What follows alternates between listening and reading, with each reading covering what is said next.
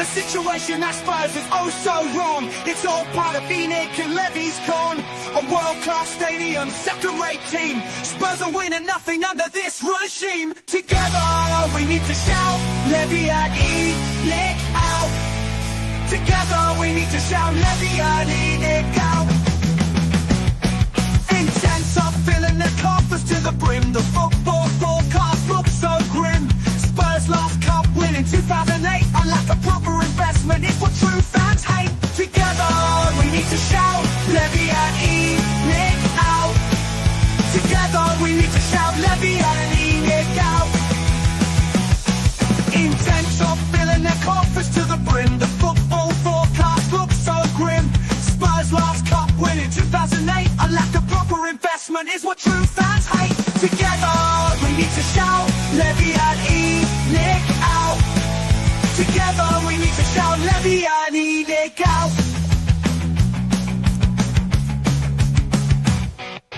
Project Youth, just another Levy feast. Dismantling Spurs history piece by piece. The stadium just an entertainment hub. No true fan wanted this for our club. Together we need to shout, Levy and Nick out. Together we need to shout, Levy and Nick out. Legendary Bill Nick would turn in his grave if he knew how the owners now behave. Corporate greed and no success. We need to work together to get our club out of this mess. Together we need to shout, Levy and Nick out. Together we need to shout, Levy and Nick out.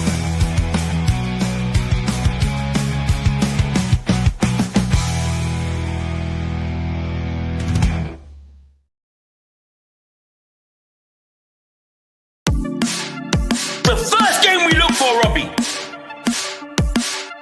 Tottenham away. When we got Tottenham away.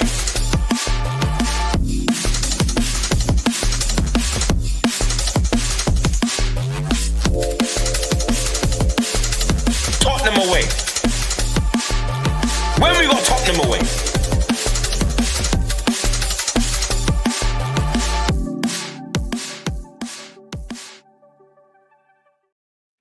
What's happening, everybody? Welcome to Tottenham Away, the best place to be in town post-match day. We're live. Smash the like, hit the notification bell, subscribe, do all the good stuff. Everyone in the chat, good evening, good afternoon, welcome. Get your messages in. We'll go through them one by one. If you want us to answer any questions or any topics you want us to discuss, get your super chats in. Subscribe to Tottenham on Tour. The link is down below because my brother from another mother, he's here with us tonight, Mr. Daigle. Brian, how you doing, my man? Good to have you on the show as always. It's always good to spend time with you, Stel, and especially on a day like this because happy birthday to Stel. Happy birthday to Stel. Happy birthday. That's the end of my singing, everyone. I think I've sung that to you 3 times now. But not to probably hundreds of people. So my X Factor or the voice application is in. No, more. Happy birthday to me. Okay, now listen, everyone. I've just eaten the birthday cake, so no more birthday cake. But we are going to do a show. I was 50-50 because I've been with the family all day. But you know what? We're Tottenham fans. We need to discuss, and it's good to have Brian on as well. So, for sure, we will talk about today, the week coming up, and whatnot. Let's say hello to a few people in the chat. Brian, as always, thanks for coming on, my man. Pleasure, brother. Big up to every single one of you in the chat. William, did Spurs play today? Happy birthday to Greek King. Thank you, my man. Big up, William. Always at the protest, this boy. Always at the protest. Matty K, super sticker. Thank you, Matty K. Let's see what your super sticker is. Looks like a bottle with a $sign on. Matt, thank you very much. Happy birthday as well. Thank you for the message. Big up to all your messages in the chat, guys. Thank you very, very much.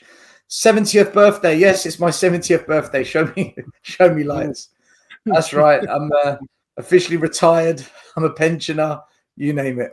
You name it. Big up, everyone. Big up, everyone. So, yeah, Brian, look, football aside, how are you doing?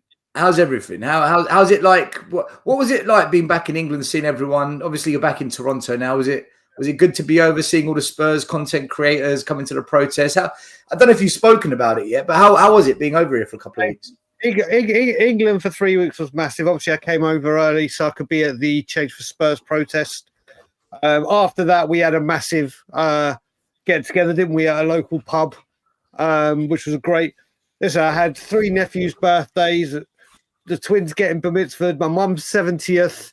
The weather was great. It's weird to think that this time last week I was in a pub with you, Danny Kiriakou and Ilana, and now I'm here talking to you on a screen in a different country.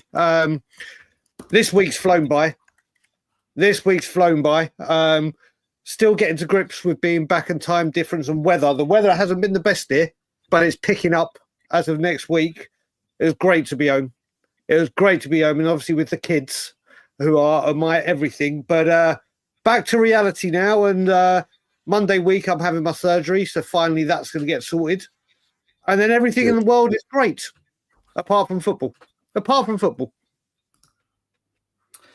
Yeah, I mean, look, the football we'll get onto in just a minute. Do you know? In fact, let's just get onto the football. Let's do it. I did a watch long earlier. I fell asleep during the watch long for about 5 minutes. That was it was just a rubbish game of football. You know, before the game began, it was. I don't know if you saw this.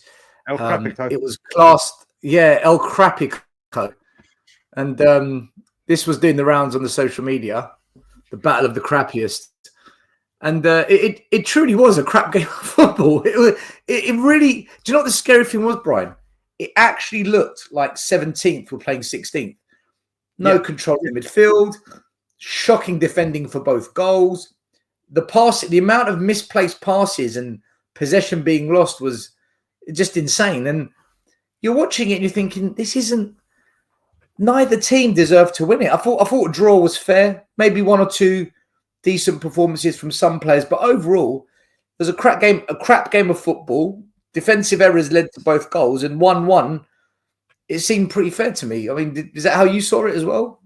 100%. There's a few things I'll pick up. I mean, first of all, you would have thought West Ham versus Tottenham, no matter where the teams were, what they were fighting for or against, you'd think there'd be like a lively atmosphere in the stadium, especially for West Ham's top final. Even the atmosphere was like, I just couldn't give a shit. I've just come here because it's West Ham Spurs and I can't miss this game. The stadium atmosphere was dreadful. The thing that really got me still is you look at that team that we lined up and you thought, okay, resting the very, very key players. Let's get the team up there. Okay. So I was even surprised Vicario started, and I'll speak about Vicario and his distribution later on.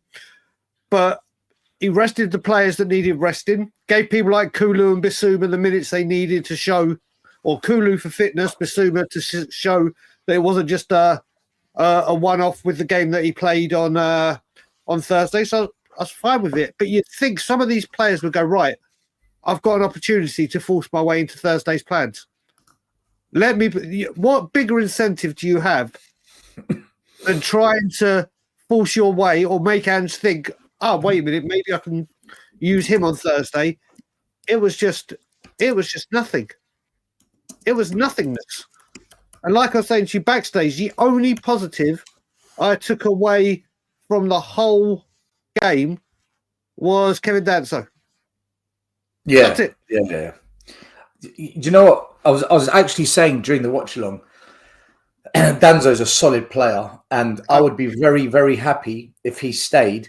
Because when you think of, let's just pretend Van der Ven and Romero as starting centre backs. Let's just pretend for now. Yeah.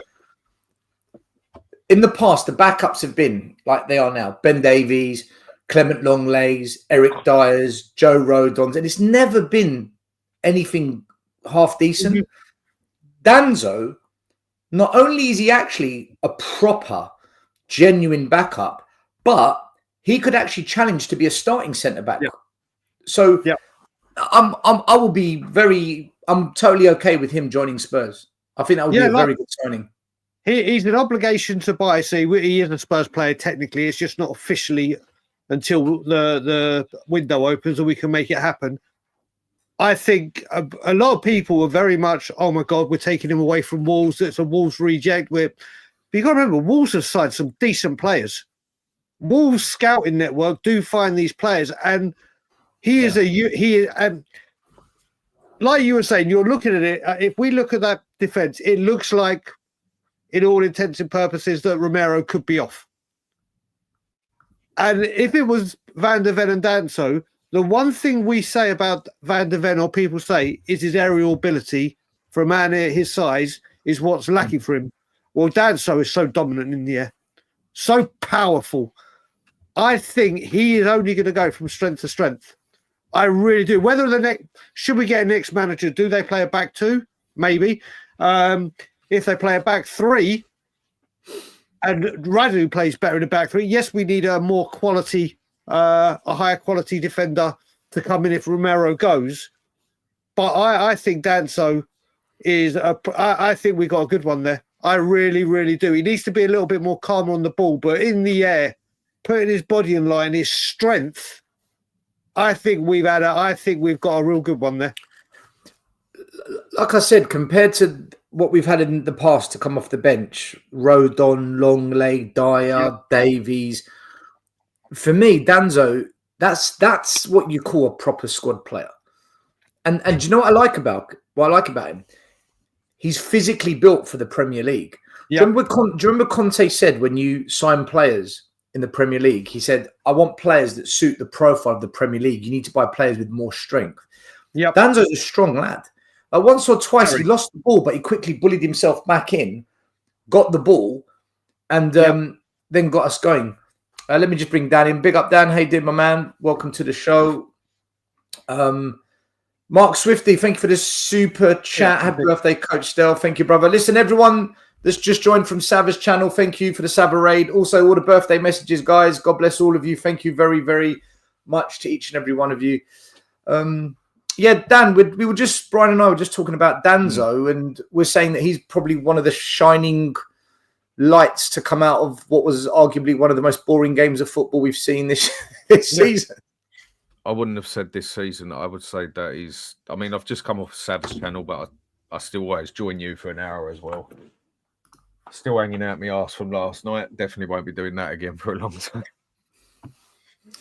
And then having to watch that was just fucking painful, mate. I would honestly say that is the worst game of football I have seen between two London clubs with an attitude with each other like West Ham and Spurs. I actually can't think of worse, because even in games where we get destroyed like 5-1 or whatever, it's still good for the other team to watch, or it's still good to watch on Match of the Day or something. This one will probably last about 3 minutes on Match of the Day with the goals. And when I say dead, they might as well have had a crematorium out there. That was awful. Absolutely shocking. First half, I thought Danso done well for himself. And second half, meh. Just the whole game about it itself, that is the worst game I've seen in a very, very long time. Not just with Spurs, but in football in general. Look, we were saying it was labelled as El Crapico. Lubo, big up, welcome. Thank you for being here. Welcome. Brian Daigle and I were just saying how in one of the most crappiest games of football you've ever seen, Danso was probably the shining light to come out of that game for Spurs today. We thought he'd done well. He looks like he could be a solid signing for Spurs. I thought he played well. I also enjoyed the little bits and pieces from Mikey Moore as well. Yeah. But apart from that, there was nothing that I felt. I was sat down in my chair virtually the whole game. It was just probably one of the worst I can actually remember seeing in many, many years. I'll say one thing very quickly. Was I the only one that when Ward-Prowse took the free kick right at the death that got David Beckham Grease vibes? No, Johnny said to me, wait for it. He's like next to me going, wait for it. Here he goes, top corner. I was like, whatever. As soon as he came on, you're like, do not give any free kicks away. Just don't do it. and then we did it right at the death. And as soon as he stood up and it went over the wall and it was going exactly the Beckham corner, I was like, don't do this. I was like, do not. Oh. Brian, did you know if Ward-Prowse scored that free kick, he would have broken Beckham's record for scoring free kicks in the Premier League? Oh, we would have been attached to another record. Yeah, because I was saying on the watch long, are we about to break another record on that? Mate, honestly, as soon as he got that free kick, I was like, oh, Jesus Christ, don't. But yeah, that, I mean, like we were just all saying, I can't think of anything else. Seriously, when you're looking on the positive ways of things. I mean, Ian, you were there. On TV, the atmosphere for like a huge London derby, especially for West Ham, being there, like this is their North London derby to us, so to speak. The crowd just seems so, I just really couldn't give a crap. I must tell you, Brian, we made 8 changes. Yep. That was their first team. Yeah, that's true. And we met a couple of friends beforehand for breakfast, and we had a chat with them when we got back to the car after the match, and they weren't expecting anything more. They just want the season to end pretty much like we do, to be honest. Yep. I mean, they were really poor, weren't they? Really poor. I mean, there were 2 shots on goal by both teams. One, both keepers made one save, and both keepers picked the ball out the back of the net once. And there is virtually nothing to talk about. It was just shocking. The quality, the amount of misplaced passes. But wasn't that 17th versus 16th though? That's what it was a day.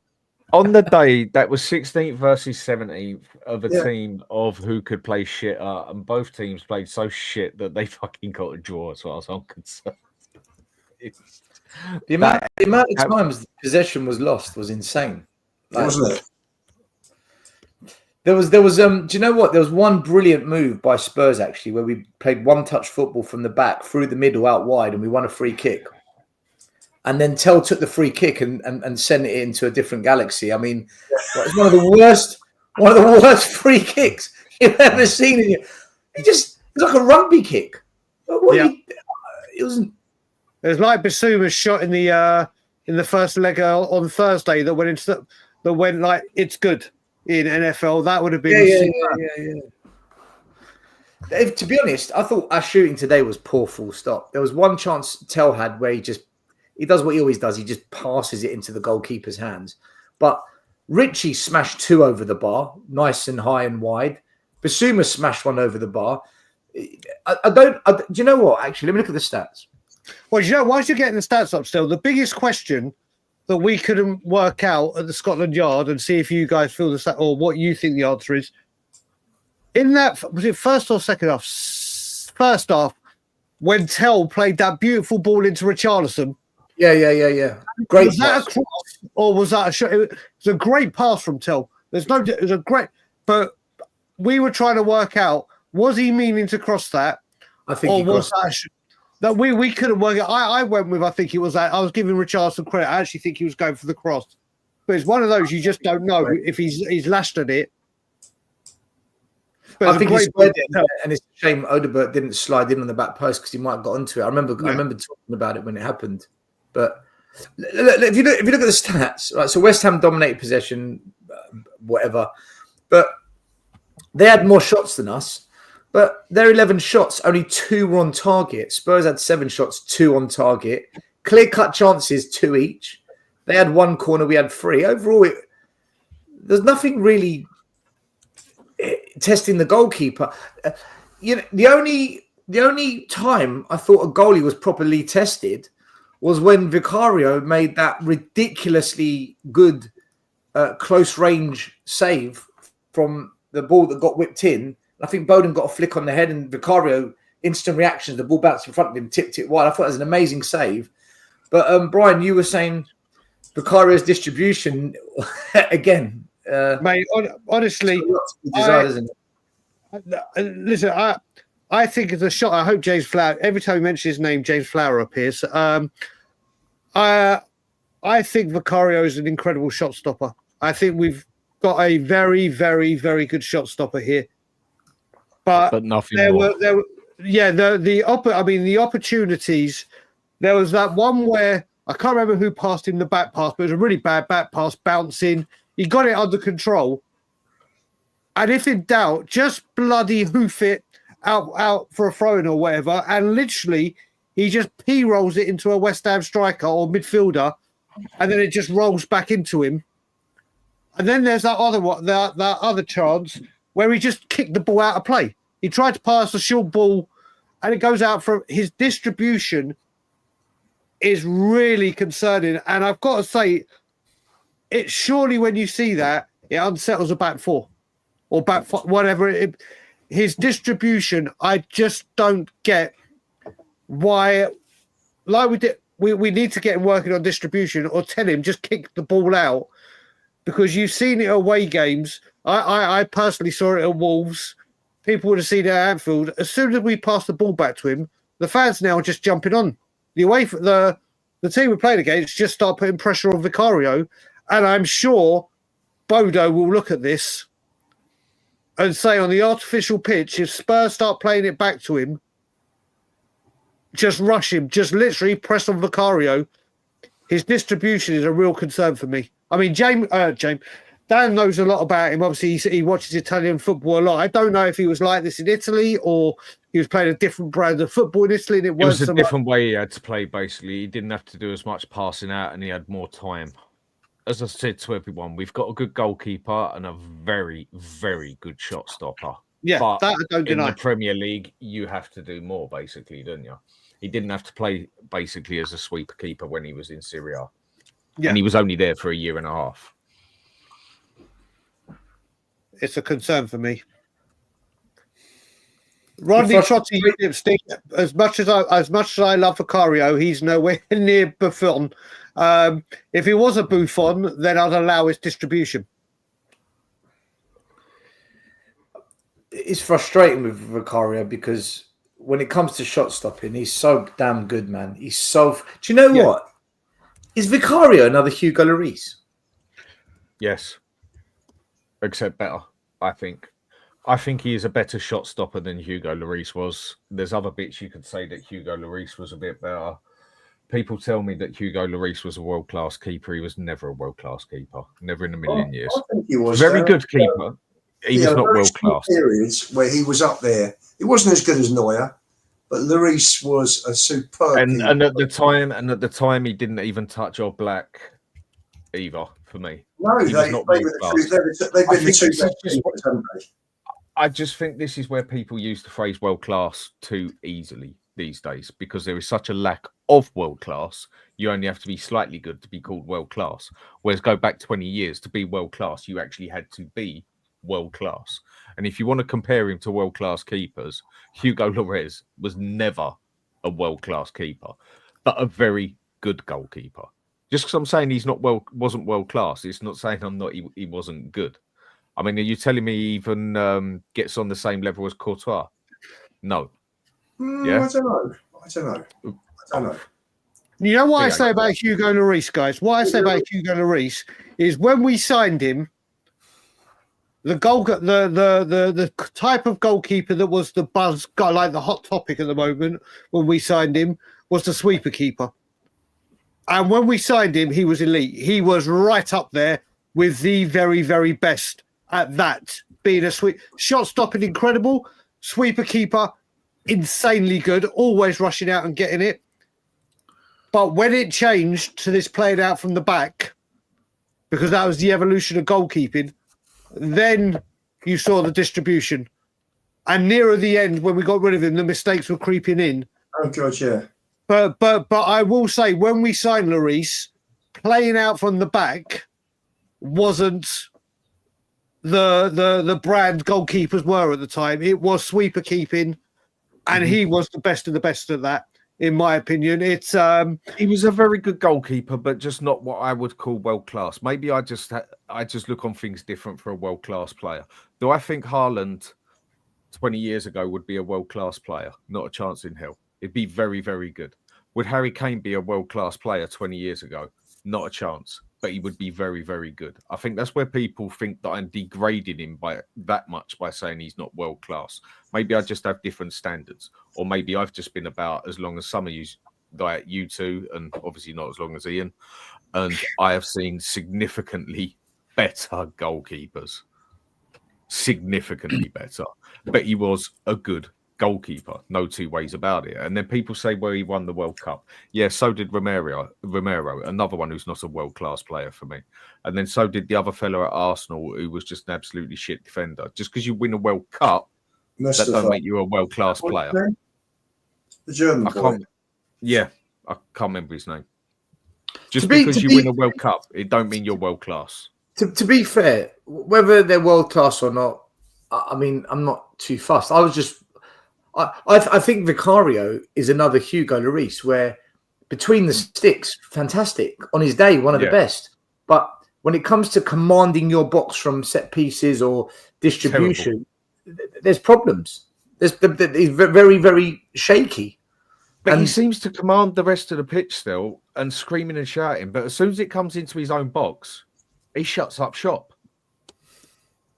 And that is the bit I don't get. I would have thought, like a goalkeeper, a good goalkeeper, I've always known, who's got a mouth on him, keeps Pickford, brilliant at it. Always keeps command of his box, always telling people what. Yeah, no, Schmeichel was it. Schmeichel was the number one. But Vicario does it the whole game, everywhere, until it gets into the box, and then he shuts up every time. It don't make no sense to me. I don't know. I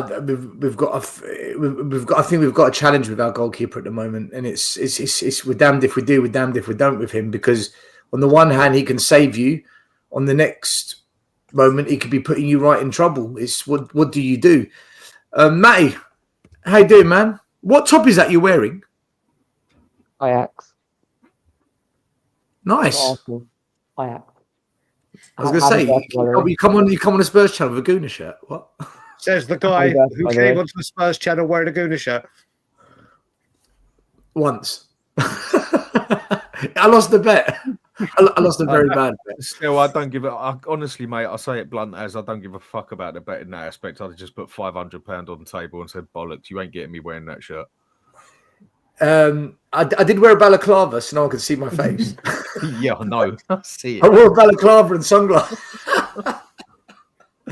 Anyway, Matty, how you doing, man? You all right? Yeah, I'm good. Happy birthday. How are you? Thank you, mate. Thank you very much. Yeah, I'm good. I didn't even know it was your birthday. Happy birthday. Thank you, Matt. Dan. How old's that now? What, 45? I wish. No, 46. I mean, Dad, you didn't hear my singing. You'll have to go back and watch this after I sang a birthday song to Stell. Oh, right. I didn't even know. I'm officially closer to 50 than I am 40 now. No, the second you passed 40, you was closer to 50. That's how time works. You don't go backwards. When you're 41, you are closer to 50 than 40. That is how mathematics and time works. Yeah, I think he's talking towards 45. 45. Oh, okay. You're a bit. Look at you. I'm just being sarcastic. I'll be joining you next month. Why are you guys complicating this? Just nod your heads. Just go, yes, no, yes. Just nod your heads. Where are we going with it? Don't worry, mate. I'm only 2 years behind you. Let's bring on someone who's 42, Matt. You look great for your age, mate. Absolutely phenomenal. What skin products do you use? Talking about today, it was so obvious that it was 16th by 17th. The level of that it was so obvious how poor quality this game was. Like I didn't expect it. I predicted a draw today because I thought West Ham aren't that good, but I knew we were going to rotate players. When I saw the starting 11, I thought, Matt, what did you think of the midfield? I don't think the midfield was good at all today for Spurs. Not that West Ham's was great, but I thought our midfield was pretty meh. On Thursday, we saw Bentancur, Basuma, Maddison. That was amazing. I didn't want to see Basuma or Bentancur, but they worked really well together. They both played really good. I think they were best two players. And then Maddison's our key player. I've said it since he's come. When we play to his abilities, when we give him space, he thrives. Now he's out. Has it been confirmed how long he's out? Is it the whole season? Madders. From what Yeah, I've been but- told, Maddison will be to confirm it's an MCL injury tomorrow. Okay, so Yeah, that's so- the massive so- loss for us. That's a massive loss in the Europa League because he's controlling games. He's the only creative player we have. I don't think Kulusevski is anywhere near as good as him. But today, I think our midfield was really bad. I mean, Bissouma, he didn't look terrible, but he didn't look as good as he did on Thursday. He needs to learn in summer. Sarr, he's a failed wonder kid. I was talking to Sabah today. Like when he came, he looked so good, and he's another one of those failed wonder kids. It's the same every time. Can I ask you guys about Bissouma? Okay, midweek we played a poor team. That Bodo team wasn't good. We know it's going to be different at their ground, and they were missing players. Do you think Bissouma did well midweek because that's the level of opposition we were up against, or because he was pushed into the 8, not the 6? Because today there was too many times where I saw Bissouma in our penalty box, parallel to the goal, defending. That's not his role. And when he's having to put out fires or he's having to get around too much of the pitch, Bissouma tends to not have a great game. Do you think, you know what? Because you can't just have a really good game then just be shit. That doesn't make sense. And this isn't the first time we've had this conversation with Bissouma. Do you guys think the way we play and sometimes the position he's being played in just makes him look really bad? Or is it actually it's the quality of opposition you're playing against, mate? This is a Premier League team now. They're more physical. Bodo really wasn't. Why did we see in the first 10 games last season Bissouma play to a really high level and control many games, especially Man United at home, Fulham at home? Last season, those beginning games, he was controlling games. He looked like our best player. Because he was playing box to box forward. Yeah. Where does he make most of his mistakes, Matt? Where does Bissouma make 90% of his mistakes that we grill him? In a defensive manner. He is not a defensive midfielder. And I still stand to this. If I had a choice of having a peak Bissouma or a peak Bentancur in my midfield, for the way I would play, I'd have Bissouma all day long because he can boss that midfield. He used to do it against Man U, against Man City. He'd done it against us about 4 times over, game after game. He'd done it to Arsenal, Liverpool. He wasn't the most wanted player out of the top 4 midfield for no reason. We've just gone and totally played him the total wrong way, like a lot of others, destroyed him, and plus I don't think he's got a strong mentality. I'd be willing to give him another chance next season. We saw the whole league wanted him. Liverpool were after him. Arsenal were after him. We were after him. I mean, when we got him, Arsenal were jealous. Yeah. And season before, Liverpool offered about 60 million for him. Brian, Lubo, what's your takes on Bissouma, guys? What do you make of him? What do you think of? I'm going to say something that might ruffle a few feathers here. Bissouma seems to have an attitude like Adebayor. When there's a contract to play for, or he's in the mood to turn up, he will turn up. He can be so goddamn good. I thought, and I've been very, very critical of him because the start of Ange, I thought he was incredible. I thought literally the best player of the first 10 games, apart from when he started picking up those cards. Still, you and I went to the North London derby, the 2-2 at the Filth. He was magnificent. Yeah, he was absolutely magnificent. The whole team was. They were, but he was that link, that Sarr Bissouma Maddison link. He was the heartbeat of it. He was doing everything to allow Maddison to go up and do what he did, and Sarr was just the engine and the energy. And there is such a wonderful player in Bissouma.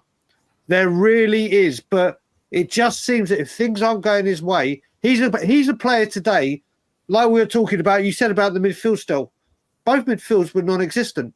Absolutely non-existent. Yeah. And you think there's players that should be in there to go, right, I'm not only going to make you think about my place Thursday, I'm going to give you no other option. Now, obviously, with the Maddison news and whatever news, I think Bissouma will start on Thursday, regardless. But you'd want to see, in these kind of games, a player like him do what he does, take a couple of players on, drive forward with the ball, do nothing. Nothing. It's like, okay, this is there's nothing to play for. There's nothing to. I'm just gonna pace around and not expose any energy. There is such a great player in him, but it's how do you get the best of it, or more to the point, who can get the best out of him? Because it's certainly not Ange on a consistent basis, anyway. Yeah. The thing is, no manager so far has at Spurs. Lubo, what's your thinking on Bissouma? Because we were all saying he was one of the best players on the pitch on Thursday night. He was, and when I bought him, listen, it was a great fee. They got him for 25 million because he only had a year left on his contract. Mm-hmm. I was really excited. I thought, fantastic. Perisic's gone in there. Great buy. First few games until he got sent off against Luton, which I think was, 8th game, I think it was. And after that, I haven't seen much. You had the whole thing with the laughing gas that he put on social media beginning of the season. He's been played out of position. So to actually comment on him in this system, 100% wouldn't be correct. But he's been disappointing. And for me, Thursday night, that was the Bissouma that we used to see at Brighton. 100%. And I just want to see that more. For me, a player's he's got to be on it a lot more.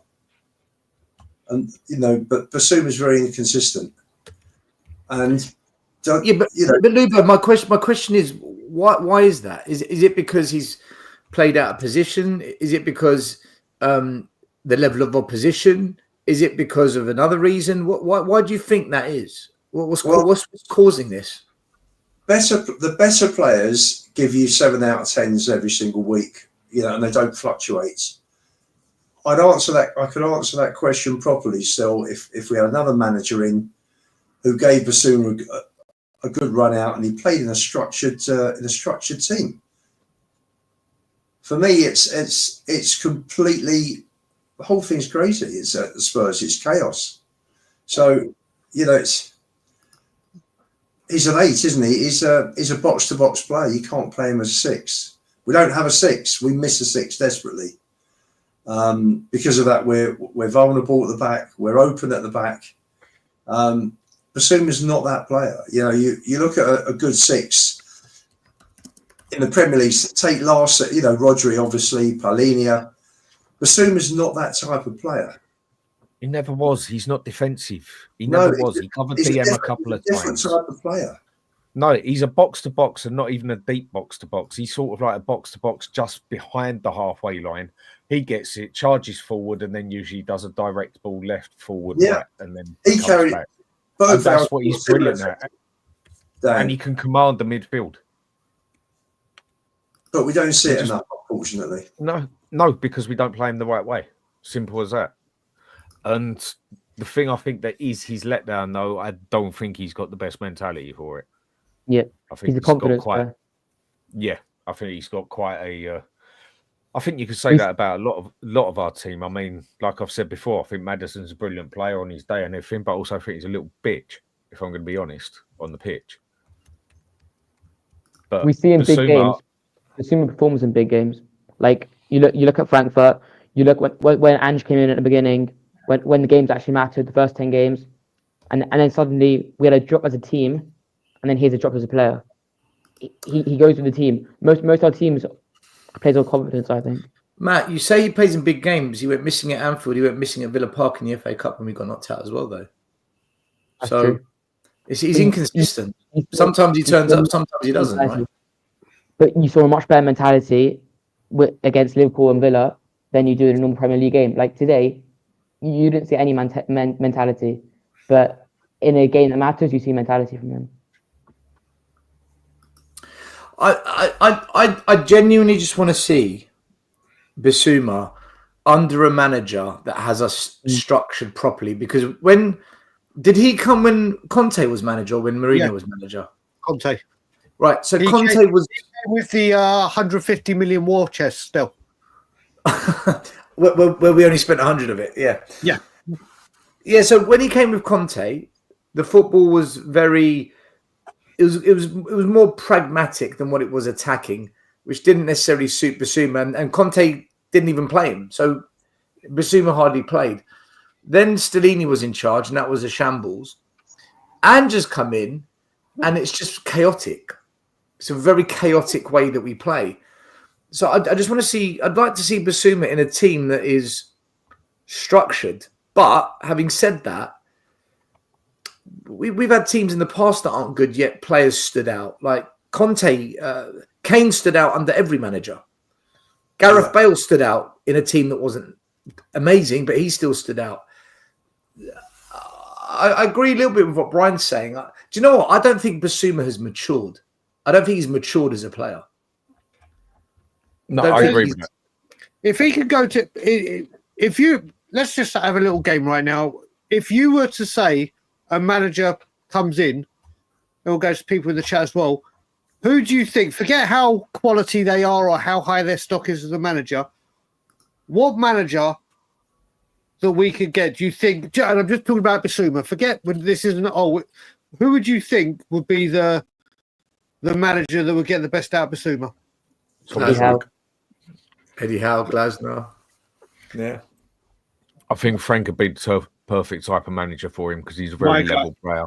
He's not attacking. He's not defensive. David Moyes is a great shout from John. David Moyes is a great shout from, in all honesty. I agree with but how many Spurs fans, Brian, would turn around and say, oh, no, he don't play the Spurs way like they do with Thomas Frank and everything? Yeah, I mean, the Spurs way. That could be a great move for Everton if they were to get him. Well, obviously, Thomas Frank is my guy that I want. But Glasner, I can see, yeah. Ian, who was yours?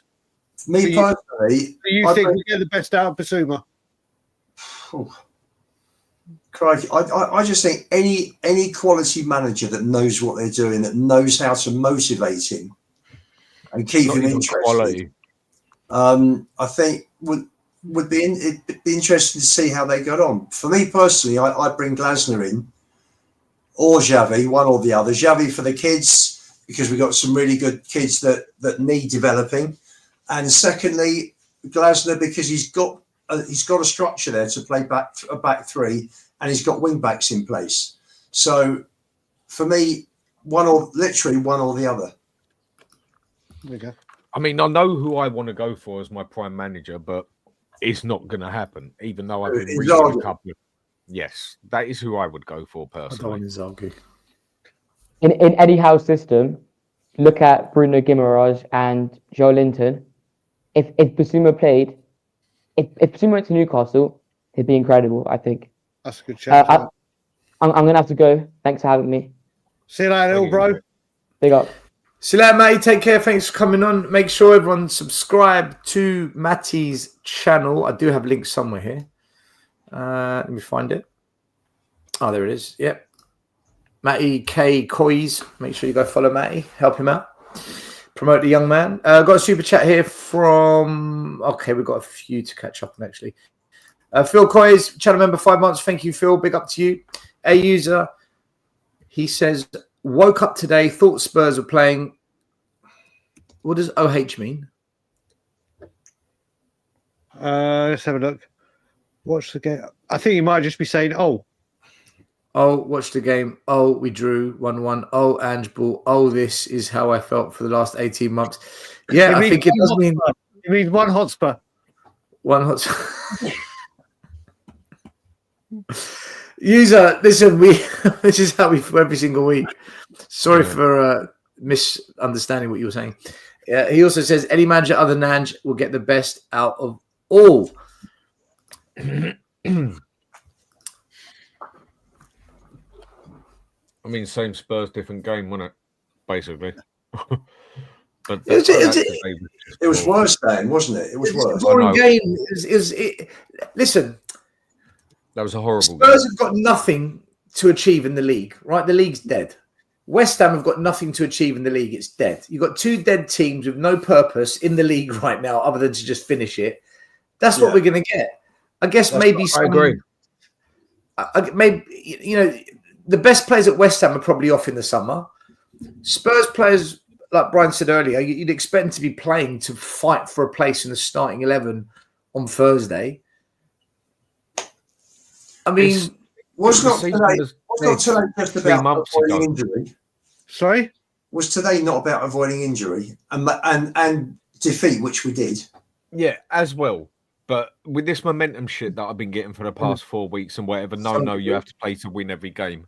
Yeah, you should have to play to win every game. You should do it like that. But we all know life don't work like that. Well, some of us do. When you're fighting for 14th to 17th, you're not getting relegated. You're not getting nothing out of it. The club's going to get about 9 million out of it. What do you give a fuck as long as you're getting paid? Yeah. There ain't many people out there who've got the capability of giving it 110% heart and soul. And that's purely because whether they get paid £1 million a week or £100 a week. That's just purely because at the end of the day, they're not robots. They're only humans, yeah, in that aspect. Maybe that's me going a bit light, but when you're looking at that, we lose to what are we playing for West Ham for? A bit of pride for a London derby. Pride hasn't been a word at Spurs for about 2 years now. And then I'm looking at the next game. Now that's got importance. We can still win something out of this. We can still rescue our season out of this, even though it'd still be an appalling season, even if we fucking win it. And so if the manager is totally diverting over to that, fair play, I don't blame the manager. But then just stick all the bloody youth on the pitch. And with the players, you can see their mentality ain't been in that league for 3 months, if not more, because they already knew it was done and dusted and they weren't ever going to get up for a Champions League fight as well, or even a Conference Cup fight. So it was done and dusted. And that's just the way some people are. Like I say, we're human. We're all unique for a reason. And you just can't... Even though the amount that gets paid, yeah, you can expect the more professionalism of them. But again, they're not robots. When your heart and soul ain't there 110%, you cannot give 110%, even if you try your hardest. That's my opinion. Whereas with this cup, all of a sudden they step up a little gear, even though it was only Bodo Glimp, but don't ever underestimate. Do you know what, Dan? Let's move on to the cup. Let's move on to midweek because this game can I is just dead. say one thing still? One thing, just one thing. It's about the top. Yeah, like you said about avoiding injuries and not losing. If you look at this lineup, Vicario out of the lineup, Vicario starting Thursday. You got Gray, Danso, Davies, Spence, Sarr. Let's say Basuma and Kulusevski will be starting. Odebear, Richarlison probably starting because it's like Antel. There's probably 4 of them that were guaranteed to start Thursday and play a big part in it. They may have been, okay, don't get injured, don't lose. But there's another 7 players there that could have gone, right, okay, like I think it was Kip said, there's nothing to play for. Go for it. I'd rather they go for it and the youngs or the players that were there said, you know what, I'm going to fight for a place. I'm going to give the manager something to think about rather than going, oh, yeah, I don't want to risk an injury because I might be a bit part player. I completely get what you're saying about what the objective was for the players that are definitely starting. But for the others that weren't, you would have thought they had said, right, this is my opportunity. Or you'd like to think. I agree. In their mentality. But what you're basically using there, Brian, is the should. The should. Like I've said to people, I should be able to leave my front door open. I should be able to leave my car open. No, I leave my car open 5 minutes and I'm chasing someone down the road who's just chawed it, for God's sake. No, you're 100% right. They should be giving it every game. And then the ones who ain't in the first team, club's got nothing to lose, whatever else in that. You'd have thought they really go out and get stuck into the game to get noticed. But I think they're also on this stage where they've all accepted that Ange knows who he wants as his 11, and that's that. Even though Spence can have a very good 2 months, and then Udogie just walks back into the team. Yeah, absolutely. 100%. And again, with what I said, for me, I can only vouch for myself here as a person, yeah? But if my head is not with it 100%, no matter how hard I try, I can't give 100%. I've got to fully have my head and heart with it as such, if that makes sense. And I think a lot of people are like that. You can't give it your all, no matter how much you try, if your heart and soul ain't there with it. That's just an opinion. What you should be able to do is a total different story. What they should be doing, again, is a total different story. We shouldn't be scared that we're playing Bodo Glimt 2-0 up, for fuck's sake. But we are. To me, it's just about being realistic. I get the professional pride side bit and all in this, but as all I'm saying is if someone's head is not 100% with it, they cannot give 100%. That's my opinion. I can agree with that. I just and I'm not making excuses. No, it's not. It's not that. Like I said, it's 16th, 17th. It was just a nothing game that means nothing apart from who's going to finish higher in the Premier League. Like we were saying before you came on, I don't know if you mentioned it on Savas, me and Stel were talking about it. Normally, at their stadium or even at ours, this is one of the games where the atmosphere, the fans are going at each other. The atmosphere is really, really intense. The West Ham fans will be urging their players on and being really hostile. Even they couldn't be bothered. No, they couldn't. And the interesting thing, just going back, one thing that Dan said just now, is that you look at the back four, particularly Spence. However well he plays, he knows when Ange's got Poronu Dogi back, Spence is out. Be right back.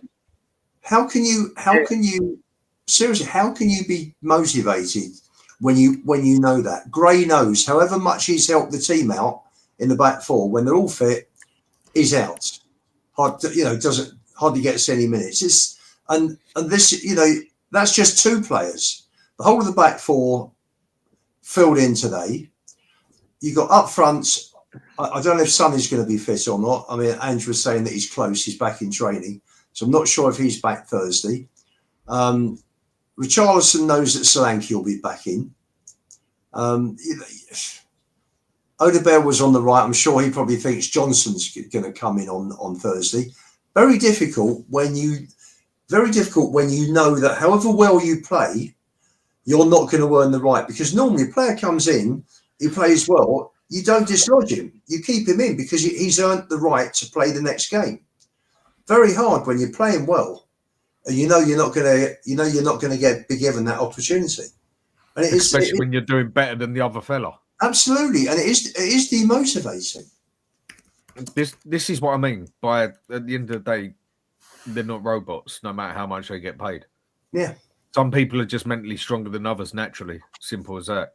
Basuma is one of those people who I don't think is a mentally strong person, especially for playing football. But I think he's got more than the capabilities to do it. Yeah.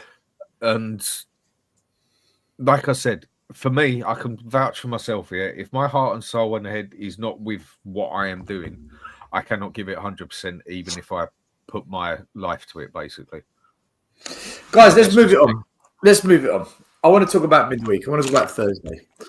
Because, by the way, I completely forgot. Whether you like it or not, congratulations to one of our own, Harry Kane. He's won the Liga. Yeah, do you know what, Brian? I was trying to avoid it, but it's true. Eric Dyer. He can be added to the list to leave the club and win a trophy. Not only Eric Dyer, Matthias Tell as well. Yeah. Oh yeah, because he's still Matthias Tell, and do you know what? Even Solomon won the championship yesterday. So Solomon to him, yeah. Solomon. But I wanted to give a special mention to Kane because he specifically left because he wasn't winning trophies, and everyone criticised him for going Bayern. You know what? He will now end his career as having won a trophy, and I'm sure there's more to come for him. I think whether it's the season after next, he'll be back in the Premier League playing for anyone but us. There's rumours Liverpool will be looking to try and sign him this summer. Let's see. But look, I'm happy for Kane. He's one of our own. He was always professional at Spurs.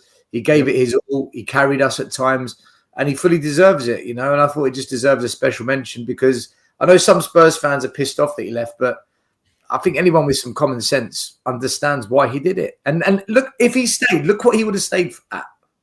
Absolute shit show. So, but isn't it ironic still that he could win a trophy the same year Spurs finally win one? That would be quite hilarious, actually. That would be funny. What do you think? It technically could happen still.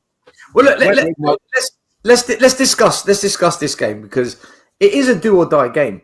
Our whole season rests on this game on Thursday night. We've got a 3-1 advantage. When Bodo scored that goal, I mean, I was at the game. Lubo was there. Alex, I don't know if you were there, but the stadium went flat and it stayed flat and it was flat after the game. It's almost like we'd been shot. And I think now there's some fear going into this game. I did an interview with the Bodo Glimt fans afterwards, which is on the channel, and they're confident. And just to kind of size it up a bit, we're looking at no Bergvall, no Maddison. I don't know about Solanke. He wasn't in the squad today. It could just be precautionary, but definitely two of these are out. And they are our two best midfielders so far this season, arguably, which is a massive blow going into this game. The defender, I won't try and butcher his name, I'll just call him Frederick. He was interviewed on Spurs' pressing, and he said the press is no better than an okay elite Serie team, which I guess is a team in his division. It's possible to play out of it. So he was being confident about dealing with Spurs. And whilst we're losing good players, all the top players are returning for Bodo. So I honestly think we're in trouble in this game, guys. I'm being honest with you. I think we're in trouble. Other fans think, oh, well, we've got this. Don't worry about it. What do you guys make? Because we must win this. Otherwise, the rest of this season is going to be toxic every game, huge protests. It's going to get ugly. And Ange is finished. He's officially finished. Why is it going to be toxic? We all know what's going on. What's going to happen in the season? He's gone. He's finished. It's going to be toxic with the fans against the board, Alex. Well, it doesn't matter. It doesn't matter. Because the I fact never said if it matters, Alex. I said that it's going to be toxic, and then you question. It can be toxic regardless. That's what I said. But it doesn't matter because we've all. Where are you going with this? I'm winding up the situation. You know what I mean? I'm devil's advocate right now. I'm being naughty boy right now. But the point is though, and we're beating Bodo Glimt. We're beating Bodo Glimt. What are we doing here? Are we? All right, Alex. Alex. A lot of fans. How sure are you? Bodo Glimt. I'm sorry, not doing How this. sure are you? We are not doing this because I'm sure because if we don't, I think most fans would agree with you, Alex. Ange Postecoglou will make sure. Ange Postecoglou will make sure he's going to beat Bodo Glimt, and if he'll make sure he wins that competition because you know why he wants to win the competition. Guys, Alex finished. Let him finish. You know why he wants to win the competition because he's going to be out the door afterwards. Yeah, he's going to be out the door afterwards. He's going to think, well, if I'm going to come out of this, I'm going to make sure I win this competition because then my stock is up, right? My stock is up straight away. You know what I mean? Because I still win my second season. So I know he's going to win this. I know he wants to win this competition because what he did against bloody Bodo Glimt, which was against Bodo Glimt again. When people start saying to me, oh, it was so good because we were so balanced and it was so nice to see us so controlled. Yes, it was Bodo Glimt. Why? 5 players out. Come on now. You know what I mean? How sure are you, Alex? Give me a percentage. I'm sure because the thing is that's not what I asked for. I asked for a percentage. I'm sure. Okay. I'll give you a percentage here. 90%. Right. Are you willing to put 100 quid down for charity? No, I'm not doing that. I'm not doing that because I'm not doing that. Yeah, you tried it, you tried it. You tried it. I'm only winding you up, mate. Yeah, I know. I still love you, Dan. You know what I mean? I knew you were going to try that one. But even if I'm wrong, I'm getting embarrassed. But it's not that's not anything different. There's not anything that we've not had before being embarrassed, in it. You know what I mean?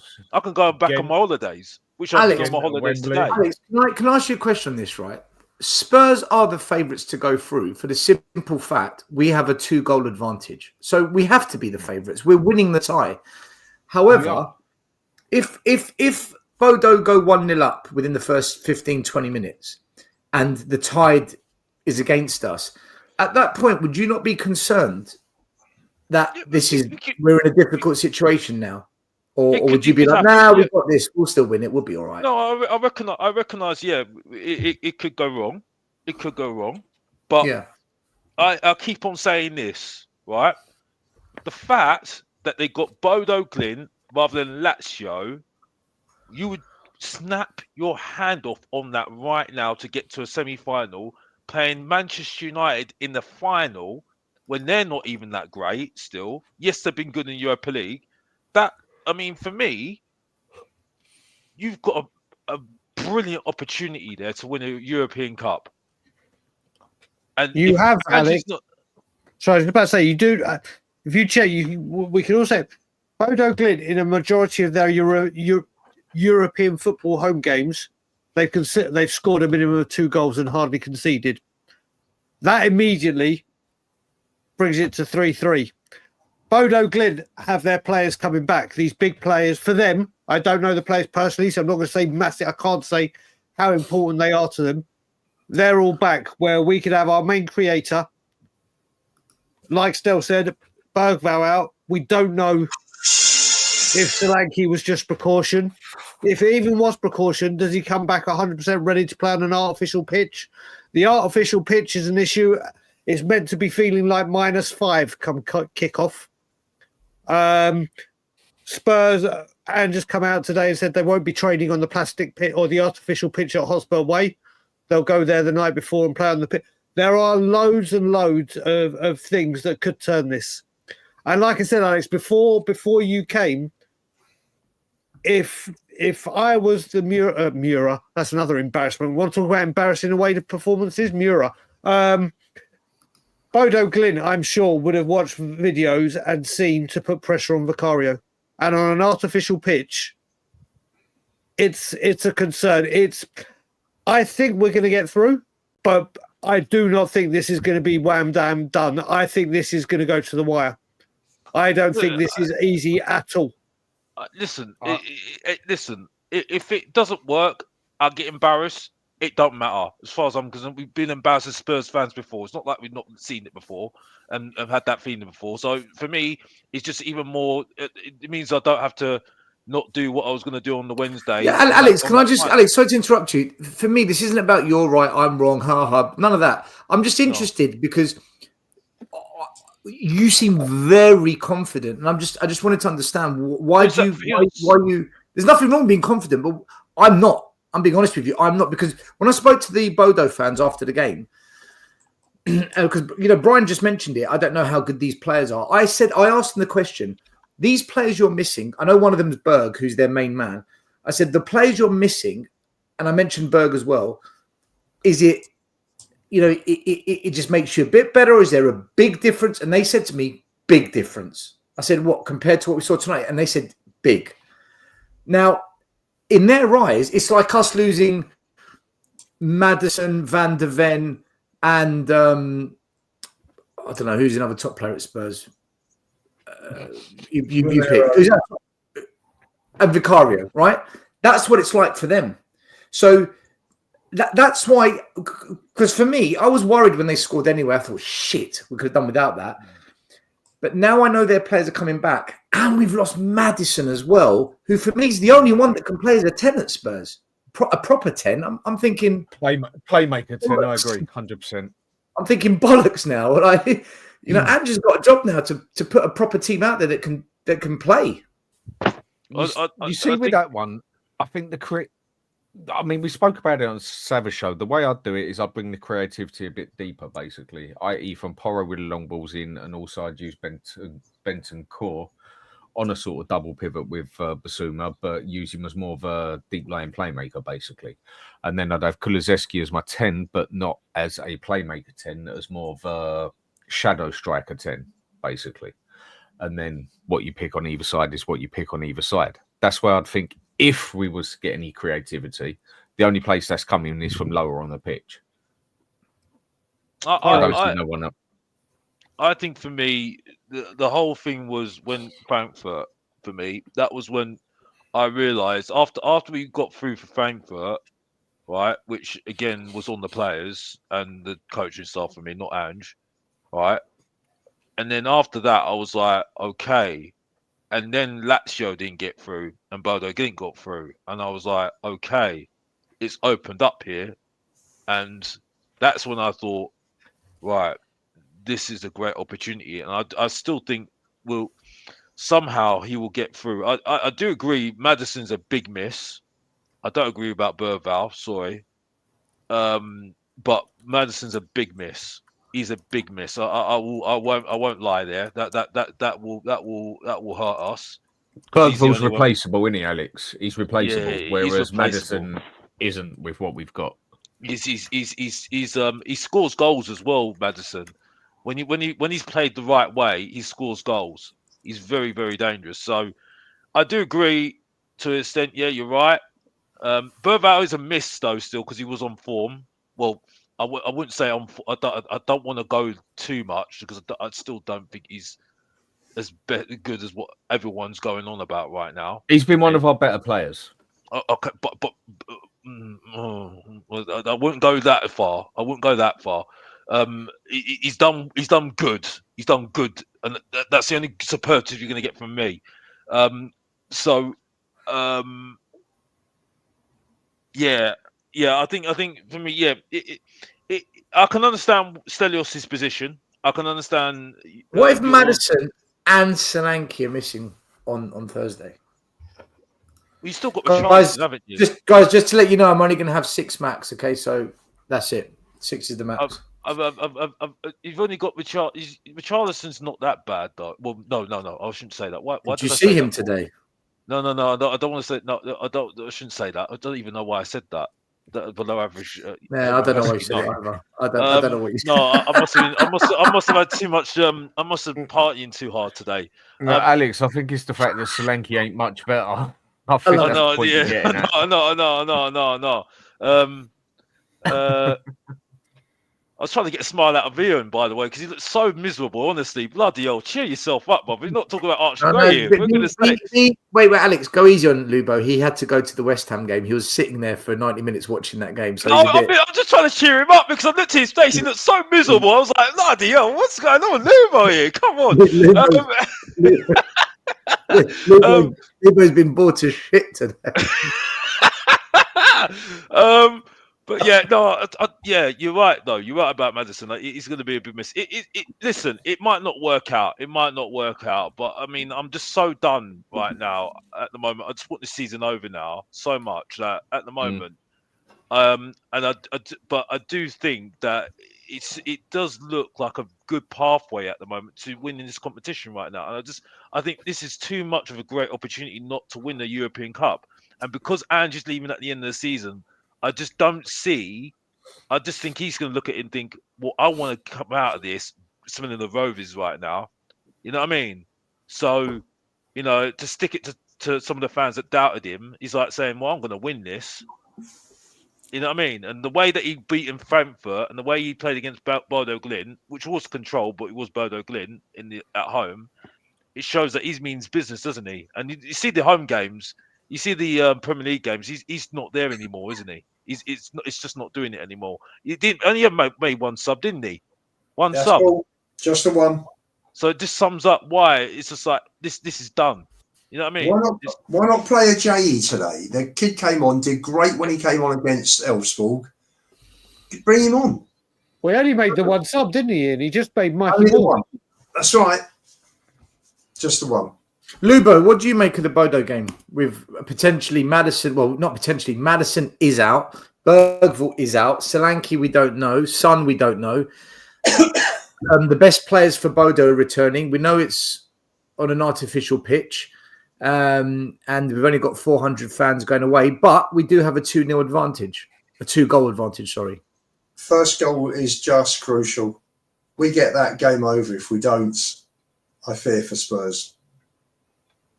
Really, you think first goal decides the outcome? Yeah, I do.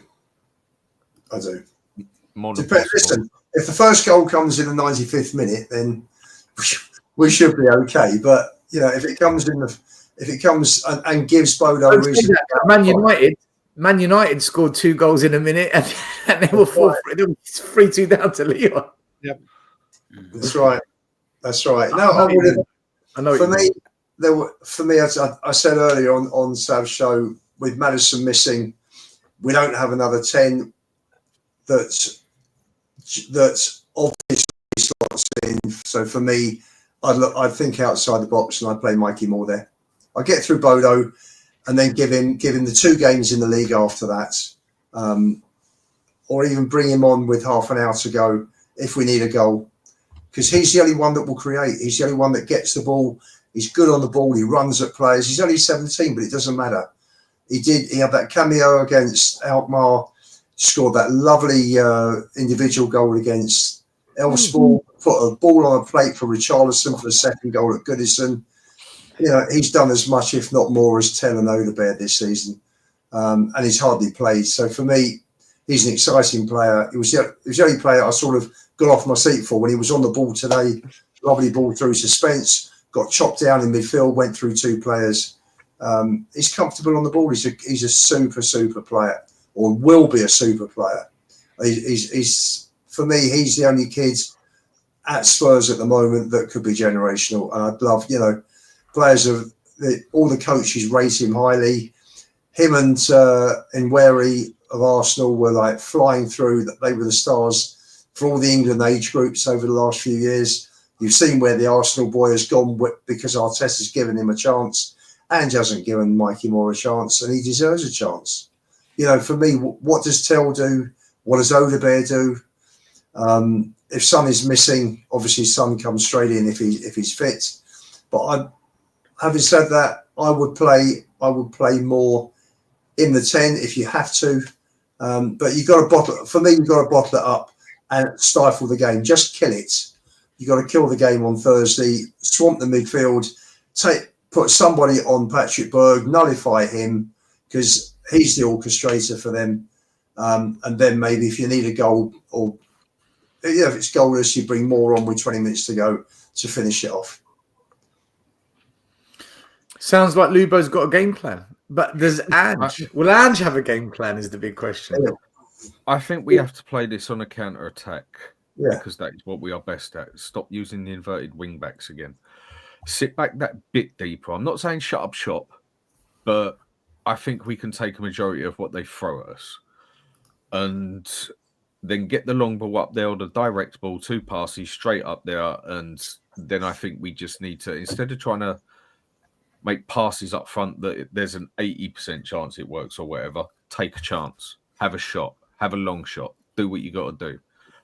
And they're the ones who've got to come and press us. 2 goals at least they've got to come and get. So they're going to be at it from day. The longer the game goes on, the more desperate they're going to get, the more desperate they're likely to make a silly move or whatever. I think we should just bide our time, play sensible, not saying shut up shop, but wait for the chance, because I think the chance will come where they're going to throw the ball so hard forward. I think the one thing to avoid, Dan, is what we did at Anfield in the League Cup semi-final second leg. We just sat back and just defended, and we just invited them on, and it was just a matter of time. We held out for half an hour, and after that, the floodgates just opened. I agree, but that's why I said don't sit back and defend. Do more of a counter. Counter does not mean too many people think counter-attacking play means that 8 people sit in the bloody box and everything and that. When counter-attacking play can be in my opinion, some of the quickest football out there. Bang, bang, bang, 3 balls forward, and it's up there. And I just think that's what we got to do. Just sit that little bit deeper and just wait for the chance and take it, because it will come. I think Bodo are going to have a 2-goal lead in this game, and then either we're going to nick it at the end, 2-1, we're going to score 1 goal, or it's going to go into extra time, and then I think we're in trouble, big trouble, big trouble. I think if Spurs don't win it in 50 minutes with a late goal, I think Bodo are going to take it into extra time. I think Bodo will get 2 goals, by the way. I do. They usually do it, don't they? I think it's a different game. I think they're going to pepper us. But we'll see. We'll see, you know. Hopefully. Well, I do agree with Lubo, though. First goal will dictate this game, no doubt. There's no doubt. If we get the first goal, that's a mountain for them to climb. That's a big ask. 3 goals just to draw. But if they score the first goal, you know we're going to wobble. You know the nerves are going to kick in, and someone will do something stupid, and someone will pull a hamstring or something. And I can just tell that first goal. I totally agree with Lubo. The first goal is really the big one in this tie. No matter what happens in that, they have to score 3 goals. No matter what, they have to score 3 goals at least to win that game. Technically, no, if it goes to penalties or whatever, but you're right. To win it outright, Dan, you're right. No, if they score 3 goals, then they're 4-3 above us, isn't they? Yeah, but if Right, they score So two, to win that then game, no matter what, they need to score at least 3 goals. yeah, Unless it I mean, goes on to penalties. And I think the thing you've got to look at is they hardly concede at home in Europe. And it's a big issue. Like Lubo Stowe said, first goal. I mean, if an early goal is conceded by us, then it's going to be It's a long night. horrible match to watch unless we can respond quick. I think one goal from Spurs at any point and the tie's done. Yeah, I agree. By the way, can I just say, Jordan, I'm not comparing Anfield stadium to stadium. I'm talking about the way we sat back at Liverpool. That was our plan, to try and soak up the pressure and somehow come away with a 0-0 if that was possible. It lasted half an hour. We're not good enough. We've got to. Regardless of the different levels of the two teams, once you are defending and just defending, mindset play comes into play as well. Very difficult to break out of that situation. We've got to make sure that we are in the game and we attack them. Their defence didn't look that great, believe me. They didn't look that great on Thursday. So yes, they may have anything up to 5 players back, but if our team come out in the right frame of minds, with the right mentality and the same mentalities we had against Frankfurt, we should win this. Yeah, I have to say, on Thursday, I think Bodo looked very, very comfortable on the ball. They were the better part of the team, Brian. They just couldn't do. Yeah, they couldn't do anything with it. But I was for having the. Brian, not in our third though. Not in our. That's what I'm saying with the players. I'm saying I think they felt very, very comfortable on the ball, and who knows what they could have done with these players that I've got no idea. Like I said, I can't confess to knowing a single one of these players that were missing, where they play, what their style of play is. But there were parts in that first half between our second and our first score and our second. They put some lovely bits together, but it was just going nowhere. Kind of like what we've been doing in sometimes. They look very comfortable passing it about, didn't really go anywhere, but maybe with these extra pieces of quality coming in, at home they might be able to. But I was surprised personally at how comfortable they were on the ball with missing big players. Yeah, in the final third, big up everybody, by the way. Big up Alexander. Hey, Alex. Evening. Anyone that doesn't know Alex has been talking to me for quite a few months about Bodo because he's from Scandinavia and he knows this team and he knows the leagues. And Alex, what is your take on this Bodo away tie in your eyes, honestly, with Madders being out, Bergvall out? We don't know about Solanke and Son, so let's just pretend they are available for now. But Madders is out, Bergvall's out, and Bodo's best players are back. From what you know, what describe to us what we should be expecting and what you think will happen. Yeah, I said this from the first day, even when the majority of our fans didn't even know what Bodo was, like before we even faced them in the tie, just when they were in the knockouts. I said, this is not a typical team you can find in Europe that goes far based on luck because they're 10 men sitting behind the ball. Like they play their football, you know. They're not caving away from their principles. They're that kind of team. Now when we face them at home in their comfort zone where they know how everything's gonna go, then they're gonna play in their way. They're gonna play front. They play with front of football, but they also balance it by not overextending their back line. So you're not gonna see them like push us far up with a high line in the middle of the pitch. You're not gonna see that, but they're gonna play progressive football. And the thing with them is, at home, when they get momentum, they just don't stop. So they're gonna keep coming at us. If we don't know how to handle them, they're just gonna keep coming. You know, keep coming, keep attacking. And the way we counter that really is by staying disciplined. Because we saw that versus Frankfurt. I mean, I saw that, and there's something to us at least. We can perform, even though we should have maybe conceded in that game. We were in majority of the game good. We defended well. If we can have that sort of performance and at the same time not panic and shit our pants if we concede a goal, if we can remain composed, then it'll be a very, very easy Alex, how good are they really at home? Like honestly, because you've seen them play some decent teams in Europe. Is it all just a bit of a, oh, come on, it's still Bodo? Because at our ground, they weren't wow. Comfortable on the ball, yeah, but they weren't wow. Are they really massively different when they're at home? Is there a big difference between their away and home performances? Yeah, there is. And I mean, if you go far back, you just go when they face Roma with Jose, when they knocked them out and won 6-1, they had no idea what to expect. No idea. Today, you can sort of argue that Lazio, all these recent teams that are playing them, they know more about it now. They've done their research. They know about the pitch. They know about the conditions, all of that. But really, I've watched them for 3 years now, and they've had good players that they've sold on or that have left them, and they just keep replacing them with. So they're this kind of team that they're like what you want, what Ange wants us to be like. Never cave away from our principles. They're like that, but more balanced. They're not insane in their football. They're a good football team. They're not this defensive 10 behind the ball team. That's the way I describe it, man.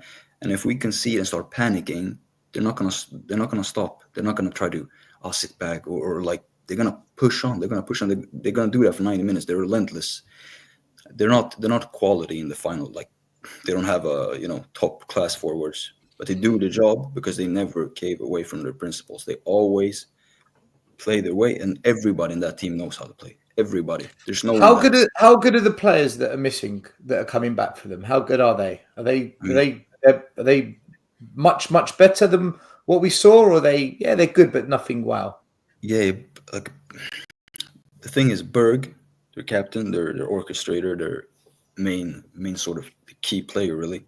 He moved from Bodo. He played there for 3 years ago, and then he moved to Lens in League One.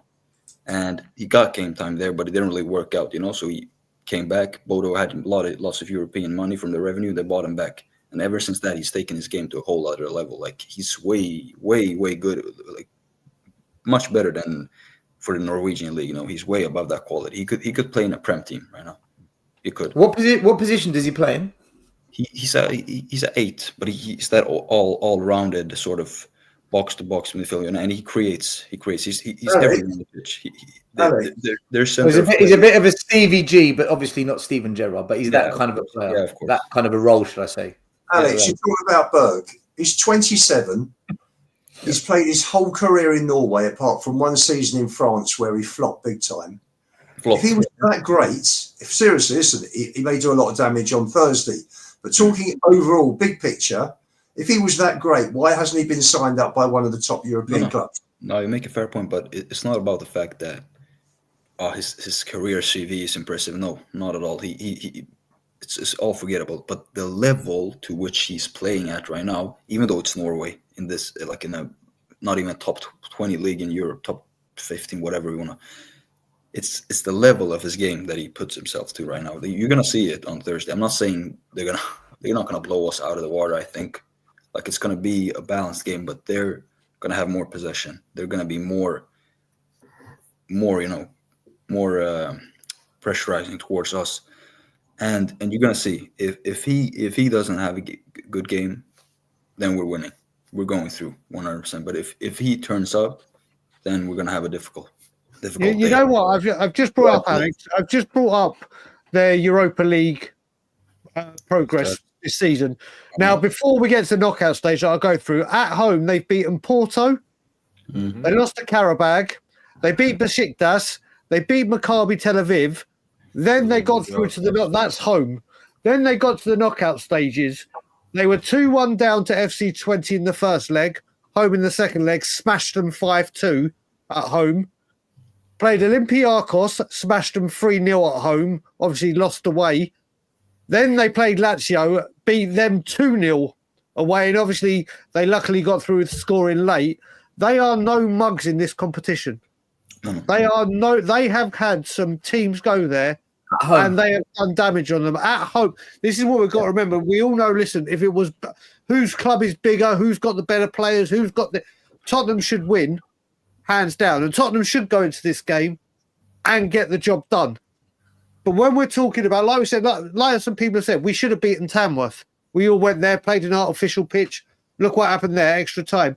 This team, forget the remember, then add to the part that we're going to have key players out and they're going to have key players back.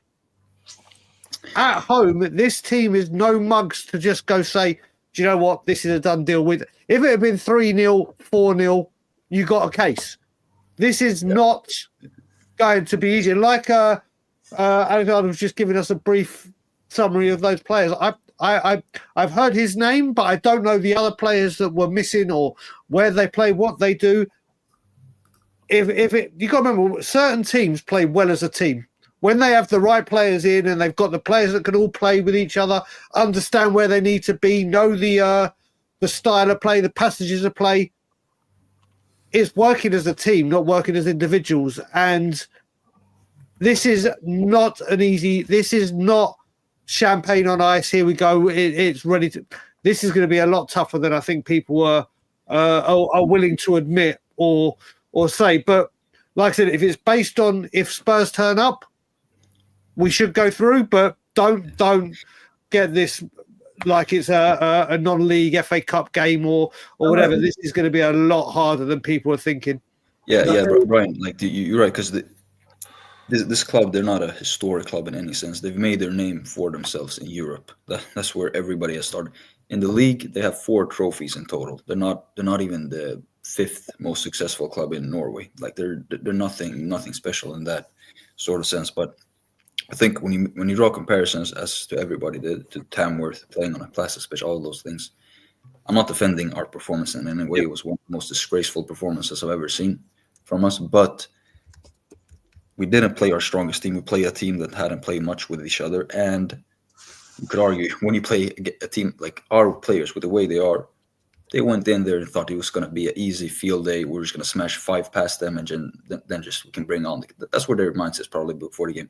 Now it's a European semifinal. I don't think the opposition matters. Like they're going to be locked in and we're going to play our strongest team. So I don't think it's going to be the plastic pitch. Okay, it's going to have its effect, but it's not going to be to the Tamworth sort of like, shit, what the fuck is this? Is this even Tottenham we're watching? You know, it's not going to be that sort of.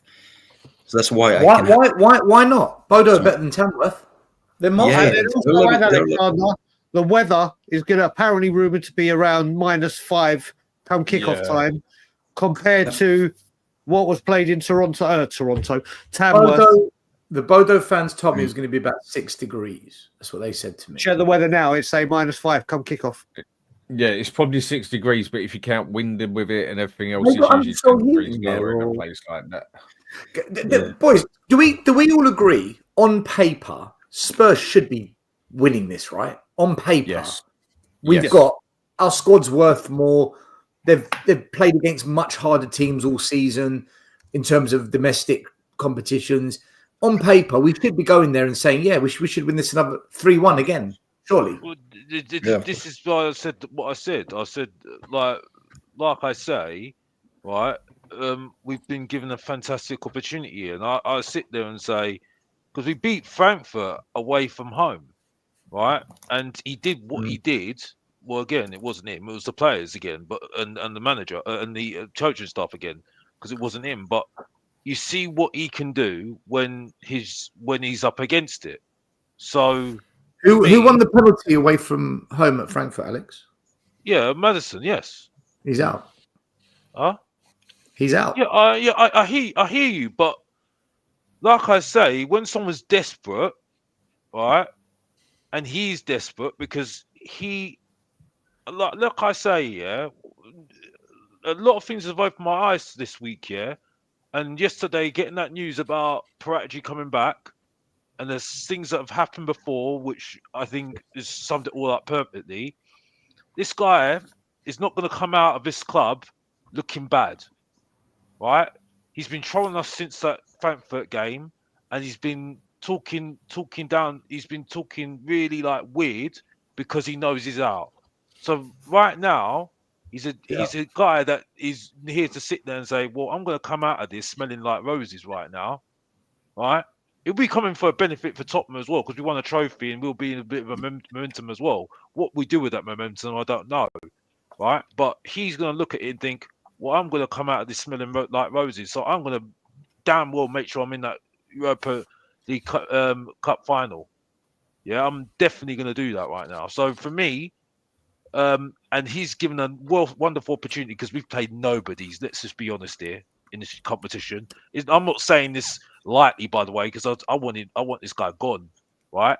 And he's had a lucky escape, really, because Man United have had much harder teams. Let's be honest here. But Bodo Glint should be easy for Tottenham, light work, like somebody I know would say. You know what I mean? Light work. Yeah, and we should be in that final. I'm sorry, maybe that comes across like a disrespectful No, guy. Alex. There's a lot of fans that agree with you. The majority of fans, like I a think, disrespectful guy, but I'm not being funny. Not true. If you're Fans coming agree, against, a lot of fans agree with you, Alex. A lot of if you're fans coming agree. against Bodo Glint, and then the final is against Man United that you beat him 3 times, what are we doing here? We should be chest up, putting it with chest, saying we're winning the Europa League, and that's all I've got to say. Yeah. Alex, let me quickly go to Brian.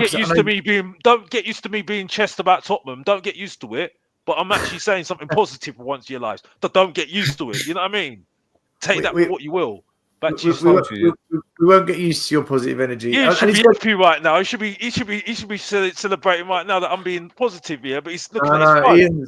Ian's on his OnlyFans account again. Looking at OnlyFans. Let me go to Brian because he's got to go. Big up Brian. There's a link to Brian's channel. Make sure you like, subscribe, follow Brian Daigle and the boys. Stel, brother, it's been good being back on Tottenham Away. It's been way too long. Happy 46th birthday, even though it's still your birthday here. It's not your birthday back home. So it's another 5 hours of celebrating the birth that is Stel. Is it Stelia's birthday? Happy birthday. Sorry. You're a day late, mate. You're a day late now. Where the hell were you? Sorry. You're a rude bastard. Sorry. Right, I am off. Everyone in the chat, have a wonderful evening, day, week, whatever. Easy, Brian. Lubo, always a pleasure, buddy. Alex, always a pleasure. Box office, love you, brother. Danny, top man. Happy birthday, Stel. And as always, Levy out. Big up to Brian Daigle. Thank you, bro. As always, Brian's channel down there. Can I just show you this birthday card I got today, right? It says, right, footy fan, rumour has it, your team are going to go the rest of the season unbeaten. And I opened it up and it says, talk about fantasy football. Cheers, yeah, thanks. Look, last thing I'm going to say, because I've got to jump as well, because I'm still hanging out my ass from last night and I need to get some sleep, seriously. It goes back to that should thing. Like when we talk about all other teams and that, we should be beating them. We should actually be saying, yeah, I'm 100% confident we will beat them. Not we should and looking over. It's just if anyone can screw this up in any means or manner, it's Spurs and Ange. And we know it.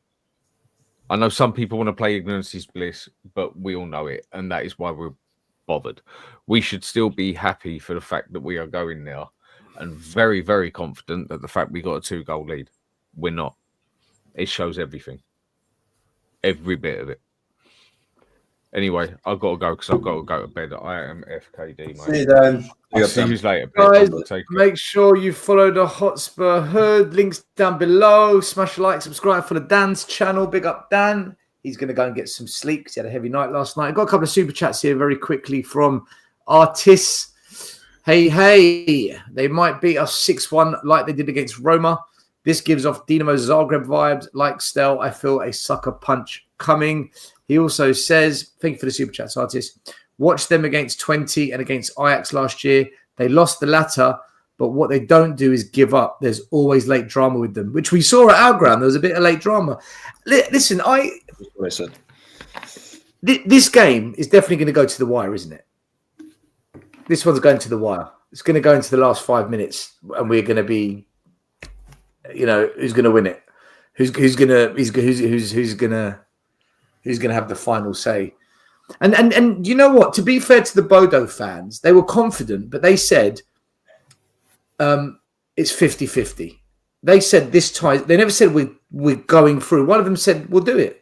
We'll do it. One of them was very confident that they're going through, and the rest of them were like, "Look, you're coming to us now. It's going to be different. It's a 50-50 game." That's what they said. They know this tie's not over. I tell you what was interesting though. I said to them, so if you get to the final and we don't, please beat Man United. And they said, well, in a one-off game, we're not very good. was like, don't say that. They said it's true. In a one-off game, it's not good for us. So they're not confident about the final if they get there. But by the way, does anyone think that Bilbao can still go through? No. I mean, it shouldn't have. Okay, by the rule book, Anything's possible, no? red. Anything's It's possible. red, but If it had been two still, if it had been two, then maybe. it was But soft. three away from home with a packed Old Trafford? Unlikely. Very unlikely. I actually thought Bilbao would win both games and the final. I thought they'd just walk it. Yeah, I was just gobsmacked. That was a stunning result that United had in Spain. Yeah. Last week. Even Yeah. But they've had a harder route to the final, 110%. Who have? United. Man United have had a harder route. Do you know what, Alex? Actually, doesn't matter. Once you get there, Yeah, it's but all on the day, isn't it? It's all on the day. yeah, but we still have we've had an easier route though. To be honest with you, you know what I mean.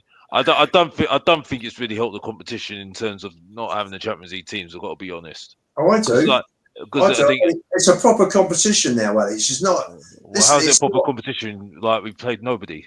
No. It's a proper competition from the fact that the teams go into it and it starts. There's no drop downs. It's not. Well, we've had a go at the Champions League, but you know what? We didn't make it, but we're going to be getting a second chance. Sorry, that's bullshit. That's a nonsense. You go into a competition. I'm sorry, it's a nonsense.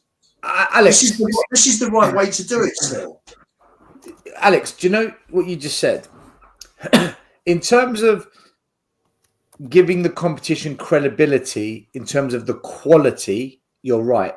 But in terms of the Champions League teams not dropping in, I think it's brilliant because it allows a Bodo to get to a semi and maybe a final. Whereas before, Bodo would never get to this stage. It allows a Bilbao, who I don't think have ever been to a European final in their lives, have a chance at maybe doing it. So this is how it used to be. It's allowed us, isn't it? It's allowed us as well. Yeah, absolutely. And the thing is, why should the Champions League teams drop in? Why should they get two bites at the cherry of European glory? Yeah, exactly. Yeah. You know, you qualify for the elite competition. If you're not good enough, then don't go in the competition. You know, why do they get two bites of the cherry? We don't drop into the Conference League if we get knocked out. Yeah, you're right. Yeah.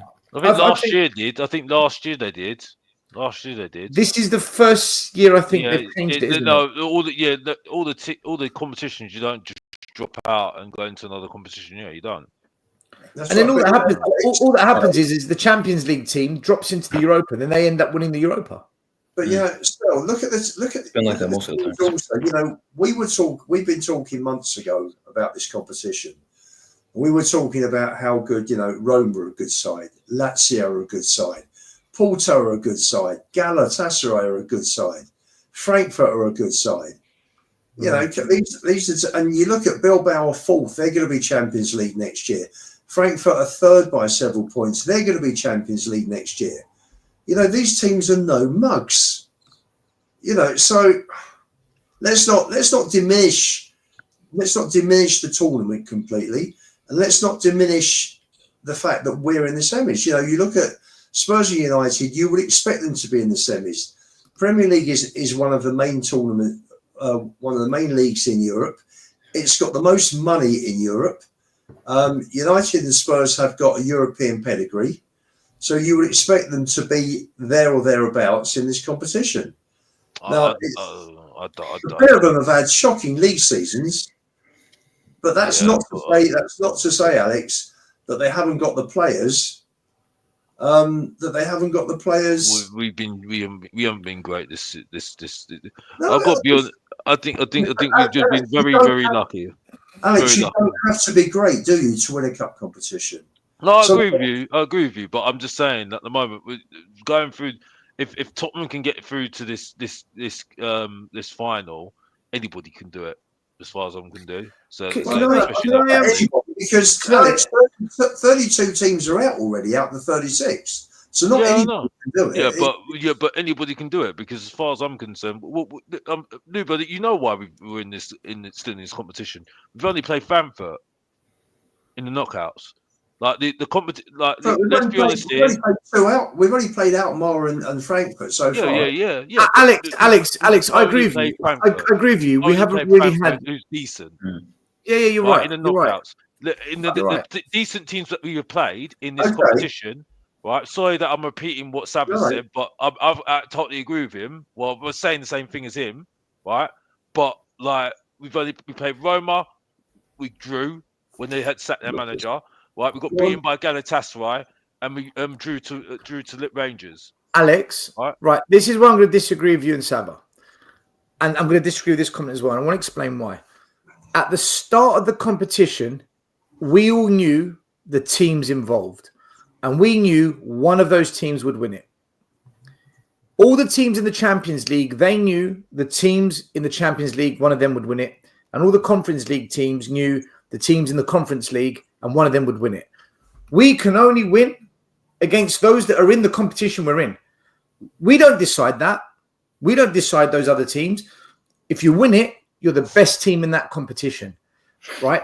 And to counter this here, just bottle job Arsenal fans, they're getting rattled because we might get to a final and they know they're out. So to say the Champions League teams don't drop down, then whoever wins the Europa League shouldn't go into the Champions League. No, because we all know at the start of the competition, whoever wins Europa, the reward is to go into the Champions League next year. Whoever wins the Conference League, the reward is you get to go into the Europa. So those are the rules. You can't just say no, because Champions League teams didn't drop down. That's like me saying, well, Arsenal shouldn't go in the Champions League because you haven't won the league once under Arteta. How dare you go in the Champions League when you don't even win your domestic league? But I don't use that logic because the rules are the top four go in. Right? Yeah. Why the fourth team in England this year, the fifth team in England, go into Champions League? What stupidity is that? But if that's the rule, that's the rule. So I think. Look, I've said, and I'll stick by this. If Ange wins the Europa, and I think he's crap, I don't rate him, but if he wins it, I'll give him credit. I will, because he's won a competition that no other manager's won at Spurs in 40 years, a European trophy. Conte couldn't even win the freaking Conference League. Yeah, Mourinho crashed us out 3-0 away to Zagreb. Mourinho. Yeah, I just gotta add to this because Alex, I hear your point. I do. I understand it, but I think we've got to put some credit on it. Surely we've got to be a little bit. Do we not think, guys, that you look at the Europa at the beginning of the season, and you think Spurs are one of the strongest teams, aren't you? Based on form, Ian. Based on form, back then we were Yes, but you look at it. That's right, Alex. We finished fifth last season. Okay, the last 28 games would have finished 12th, but overall, 38 games we finished fifth. So you look at it and you look. United finished there or thereabout, that they were sixth. I think United, and you look at it and you think to yourself, these two teams are from the Premier League. They've got plenty of money. They've got history. They've got a European pedigree. We're going to be there. So most of the games we're going to play, we should be winning. So you wouldn't actually think to yourself, they're going to be difficult. So to get here and say, well, we've had an easy run. Well, for me, Roma's not an easy run because Roma have got a very good side that went to Inter Milan last week and won 1-0. They came to us on the back of a manager bounce with Ranieri. They played some great football. And we gave away a goal 90 seconds from the end. Otherwise, we'd have beaten them. Galatasaray was a reserve team pretty much. We had 9 changes. So I don't go by that result at all. By that, the performance was poor. You expected Gala to make mincemeat of a reserve team in their ground with their fans, their atmosphere. But funny thing is, if Kulu had got that on target, we'd have come away with a 3-3 draw. Rangers, I thought we were poor. We got away with murder there. Kulu did well, got the equaliser. We really didn't deserve it. But you're going to get the odd game or two in the course of a competition, particularly a league competition, like PSG did this season. PSG was struggling and beat Man City and won the last game, I think, in order to qualify, and that was the top 24. So these results do happen in these group stages, which I think the way they changed it and they turned it into a league of 36. I think it's made it more exciting. That the last game, the last set of games in the Champions League was just superb watching it. So, but it's however you get there, it doesn't matter. It's just about winning and actually getting there. And if we've had an easier draw, okay, we benefited from an easier draw. Who cares? I didn't see when Spurs won the FA Cup in '81. Who did we beat? We beat Exeter. We beat Notts County. I think we beat Hull City. My memory serves me correctly. Only Lubo can answer this question. Nobody turned around. 81. I was 2 years old. Alex wasn't born. We beat QPR in the third round. I think we beat Hull in the fourth. I'm sure we beat Notts County and Exeter fifth and sixth rounds. And then we got to the semis and we beat Arsenal. And then we beat we beat Wolves, who weren't that high up in the league at the time. Was that Wolves game at Arsenal? The replay was at Arsenal.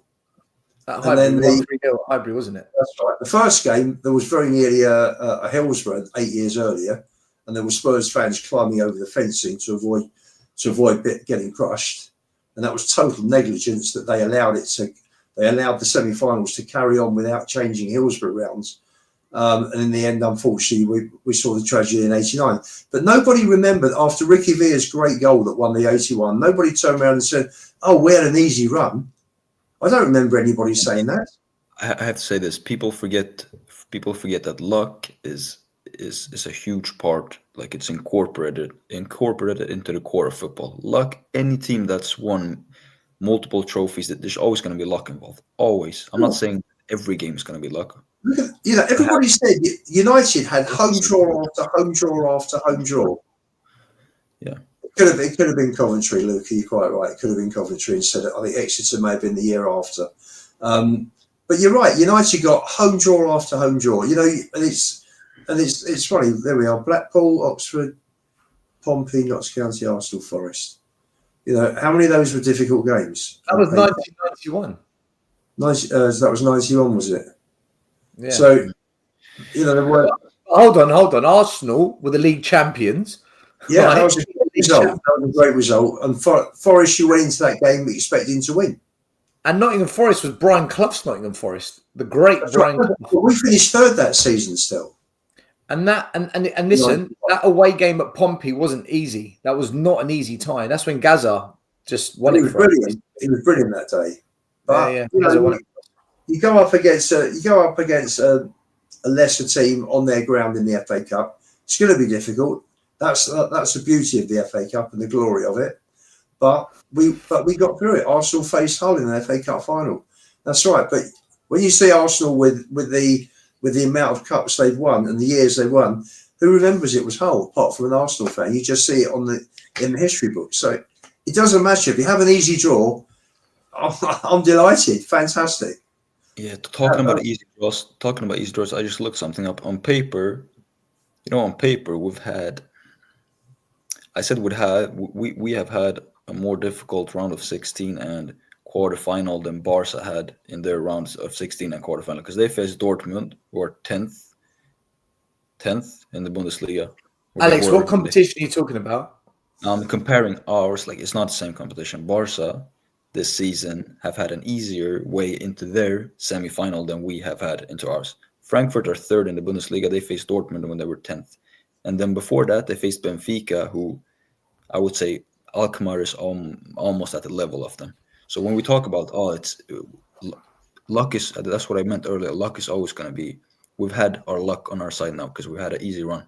But look at Barca now, like the run they've had on paper. Okay, you can say Dortmund have. Yeah, but comparing Barcelona to Spurs is, I mean... No, I'm not, but I'm comparing like the quality of the teams they faced, And Alex, if Barcelona win the Europa, they've won it.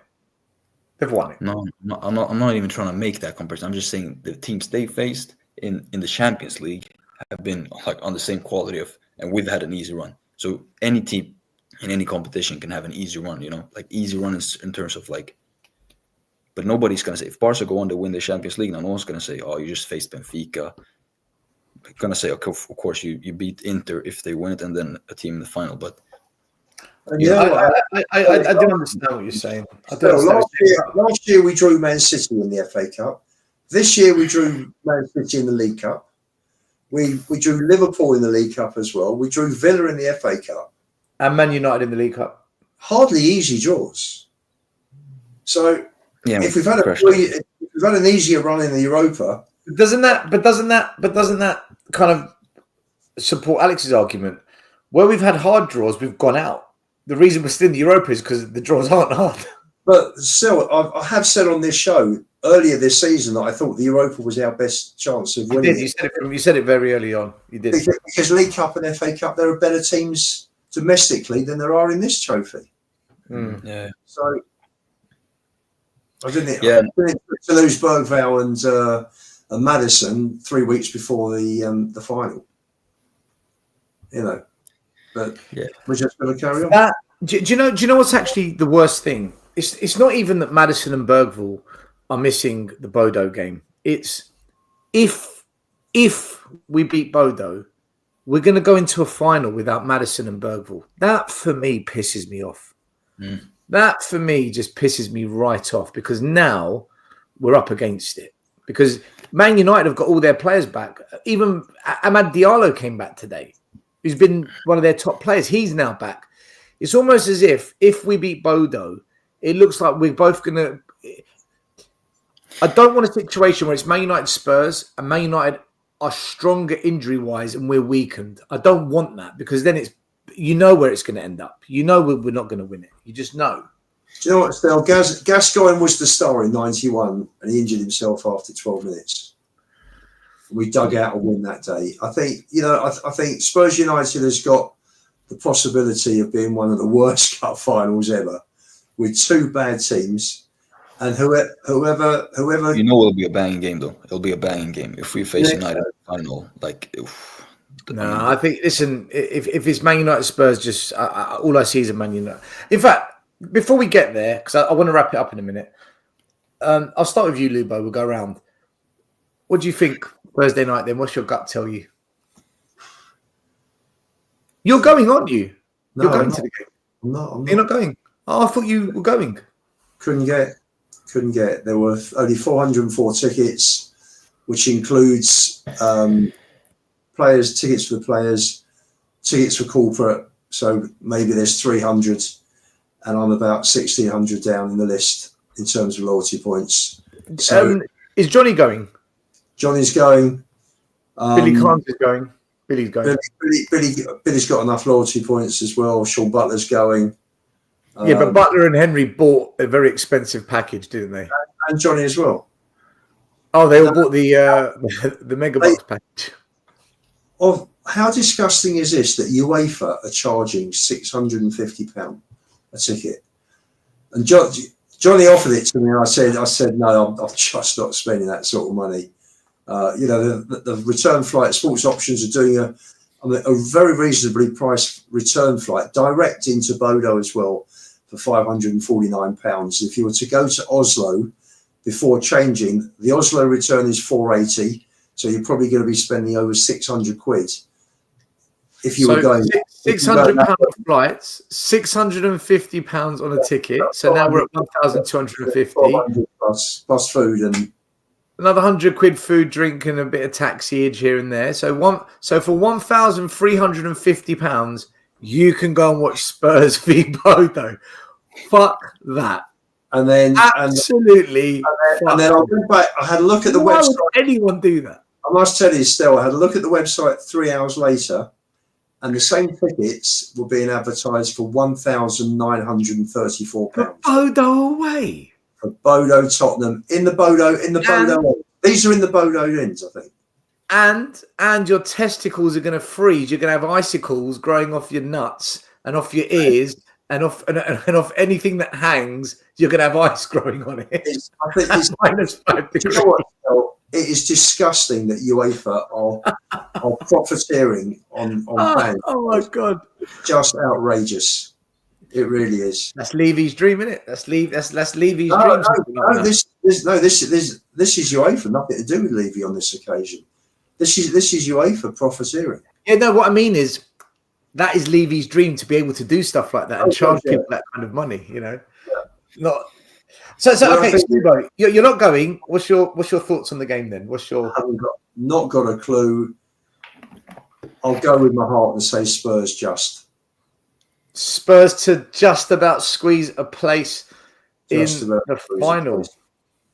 Alex, I think I know what you're going to say because you kind of told us already, but you can remind us. Well, me. Yeah, sorry, Mr. Box Office. Sorry. We'll lose 2-1, but we'll get through. So the same as Lubo, we're now really going to go through then. Yep. Scandinavian, Alex. What about you? What do you think? Honestly, like Bodo, I don't think their stats was they've scored more than 2 goals at home since for the last, so they're gonna score 2 goals. So I'm gonna say 2-2 draw and go through, going to Bilbao. Just another thing, I have to mention this because it was a stat I saw earlier before. I'm just gonna read it up. Including qualifiers, Tottenham are now, after the last Bodo game, Tottenham are now unbeaten in their last 20 home matches in European competitions. Since Leipzig. Yeah, and the longest ongoing home run of any English side who was featured in Europe this season. So we're basically sitting on the longest unbeaten Europe. So I just thought, well, like, how the hell has that gone? 16 wins, 4 draws, 20 games. 20. Because we've been playing in the crappest competitions, do you know what it is? It's just a pointless stat that means nothing. It's like, big deal. We're 17th in the league. We don't win trophies. Who cares? Either way, like going back to old points, I think now if we go through, we're going to face United in the final. Because even if we, forget United. I want to know what you think about this game this Thursday. Yeah, but it's related to our game. I'm just saying, like, even if no, it's not. I just want to know what you think on Thursday. Forget United in the final. I told you for 5 minutes earlier, didn't I? But yeah, 2-2, and I'm just gonna say. Oh, you think we're gonna draw 2-2 on Thursday night? Yeah, and we're gonna score first. They're gonna go up 2-1, and then we're gonna nick a goal to 2-2. That's my prediction specifically. Yeah. Listen, I've been saying all season we're going to come up against that one team we don't know much about. We're not going to know too much about their players. And just when we think we're there, we're going to get stunned. And we're going to come out the game and we're going to say, what the fuck just happened? And we're going to go out. And Ange's tactics are going to fuck us. I think Bodo are going to the final. I think Spurs will somehow. Maybe it's unlucky. Maybe it's deserved. Something's going to sting us in this game. I think we'll go out. That goal they scored, the way they reacted, the way their fans spoke to me, and the way it went dead in our stadium, I smelled. I was saying to Sava all week, I said, Sava, Bodo have got this really weird knack of staying in the tie. If they stay in the tie and we go back to theirs with their players coming back, and I said, Sava, I'm telling you, and I've said it, not just Sava, I said, we are Tottenham TV, I said it here. We are going to get stunned when we least expect it. And I'm sticking by that. I think Bodo will go to the final. And I hate saying that because as a Spurs fan, we have a fantastic opportunity of a trophy here. I just don't see it, guys. I don't. And my emotions tell me the same. My emotions say to me, we're not getting it. Yeah, the one thing that hasn't been mentioned still is the pressure. I hope I'm wrong, guys. I really want to be wrong because I will go to Bilbao. I've already looked at. I will go to Bilbao, even if I don't have a ticket. I'll go to the fan park and just eat Spanish tapas and drink beer. The fan zone in Madrid was superb. Yeah, I'll definitely go if we. I mean, I want to go to. I've never been to a European final in my life for Spurs. That is going to. I must say something. But I don't think I'm going to be wrong. I think we're out. I think getting to if we can get through, actually getting there is you're going to need to be creative. The flights are like mad already, evidently. I'll speak to you after I've found the route. You found a route, okay. But the one thing that hasn't been mentioned, not in the rucksack, but I found the route. the one thing that hasn't been mentioned here as well. Everyone's talking about Spurs and how we're going to cope with playing on a plastic pitch, playing under pressure, away from home. Yeah. Maddison and Bodo missing. This is a massive game for them, an enormous. This is the biggest game in their history. How are they going to cope pressure-wise? No one's asked. I don't think they care, Lubo. I don't think they care. They're not a club that plays with like even in the league. When you see them play football, they can go 1-0 up, and you're not going to see them in a derby, whatever kind of game. You're not going to see their fans booing. They're this vibe. They're a vibe club, you know. I'm going to describe them as that. They're not this.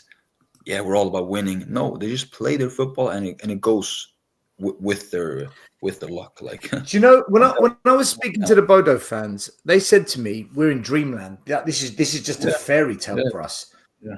I don't think they go into this game with pressure. We must win. We must get to the final. I think their manager is going to say, "We're a community. We're a town. We're as one.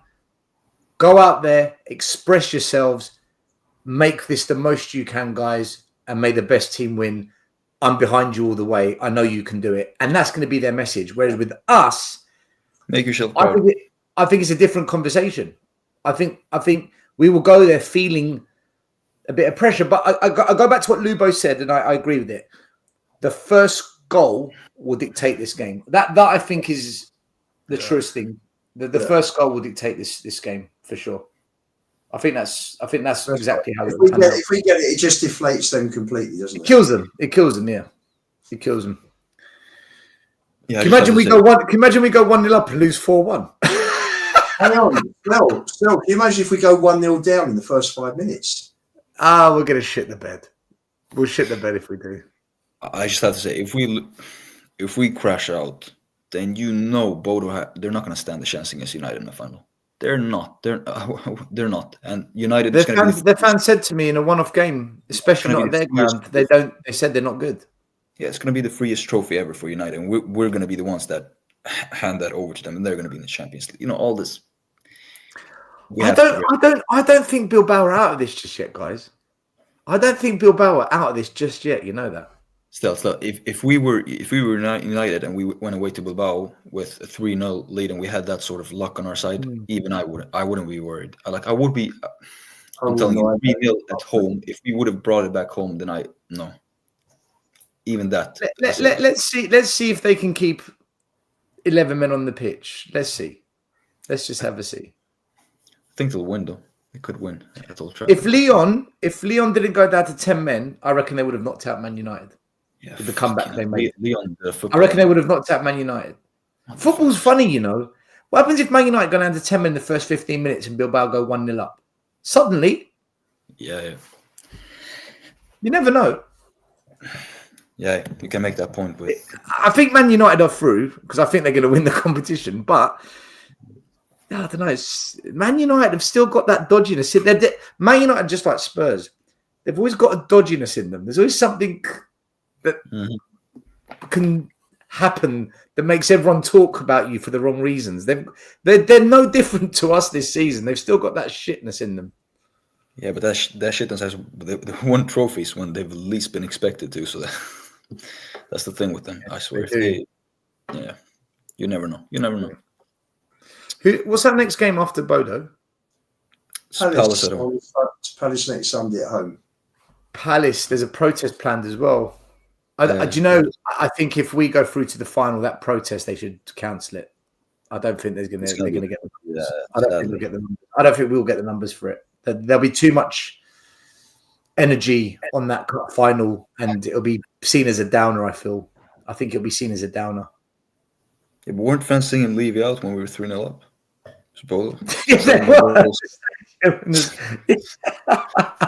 It started off, I don't care about Levy. All I care about is Kulusevski. I hate that song. And then, I don't like it either. And then it went into, we want Levy out. Say, we want Levy out. I looked up at the scores, like 3-0, semi-final. We want Levy out. I thought that was brilliant still. It was fantastic. It was fantastic. Yeah. The fans haven't forgotten. Oh, Lord. Yeah. All right, listen, we're going to wrap it up. Final words will go around. Lubo, your final words. I thought you were going. You're not going. No, I am looking forward to. I'm looking forward to Thursday. You know, and please God, I'm going to do my homework next couple of days and just check all the routes, all the costs, and everything. We took a punt. My son and I took a punt on the hotel room a few weeks ago, so it's just a question of a flight or flight and train, because evidently the train service in Spain is very good. But first of all, most importantly, we've got to get through Thursday. Really got to get through Thursday. And I think that if we'd have come in 3-0 up, again, if we'd have had a proper manager, he would have locked it up at 3-0. He'd have brought down someone, played a back five, kept them out, taken a 3-goal lead. I'd have been very confident that it was done. Now, as I said, first goal. If they all turn up, Spurs, and they do their job like they did in Frankfurt, we'll win it. We'll get there. So fingers crossed. What are you more excited about on Thursday? The game or coming on the show afterwards? Oh, both.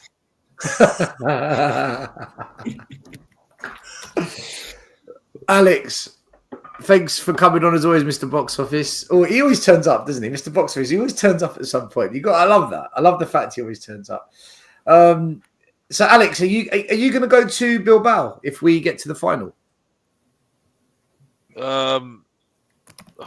It'd be impossible because I think the money is going to be too much. It's not. Yeah, I hear you. It'd be too much, and I don't think it's. I could have pictured you in the square in the middle of the afternoon with a tapas saying to the waitress, "It's pretty good, this, but don't get used to it." Yeah. Back to you, Manuel. Back to you, Miguel. No, I don't. Yeah, you know what?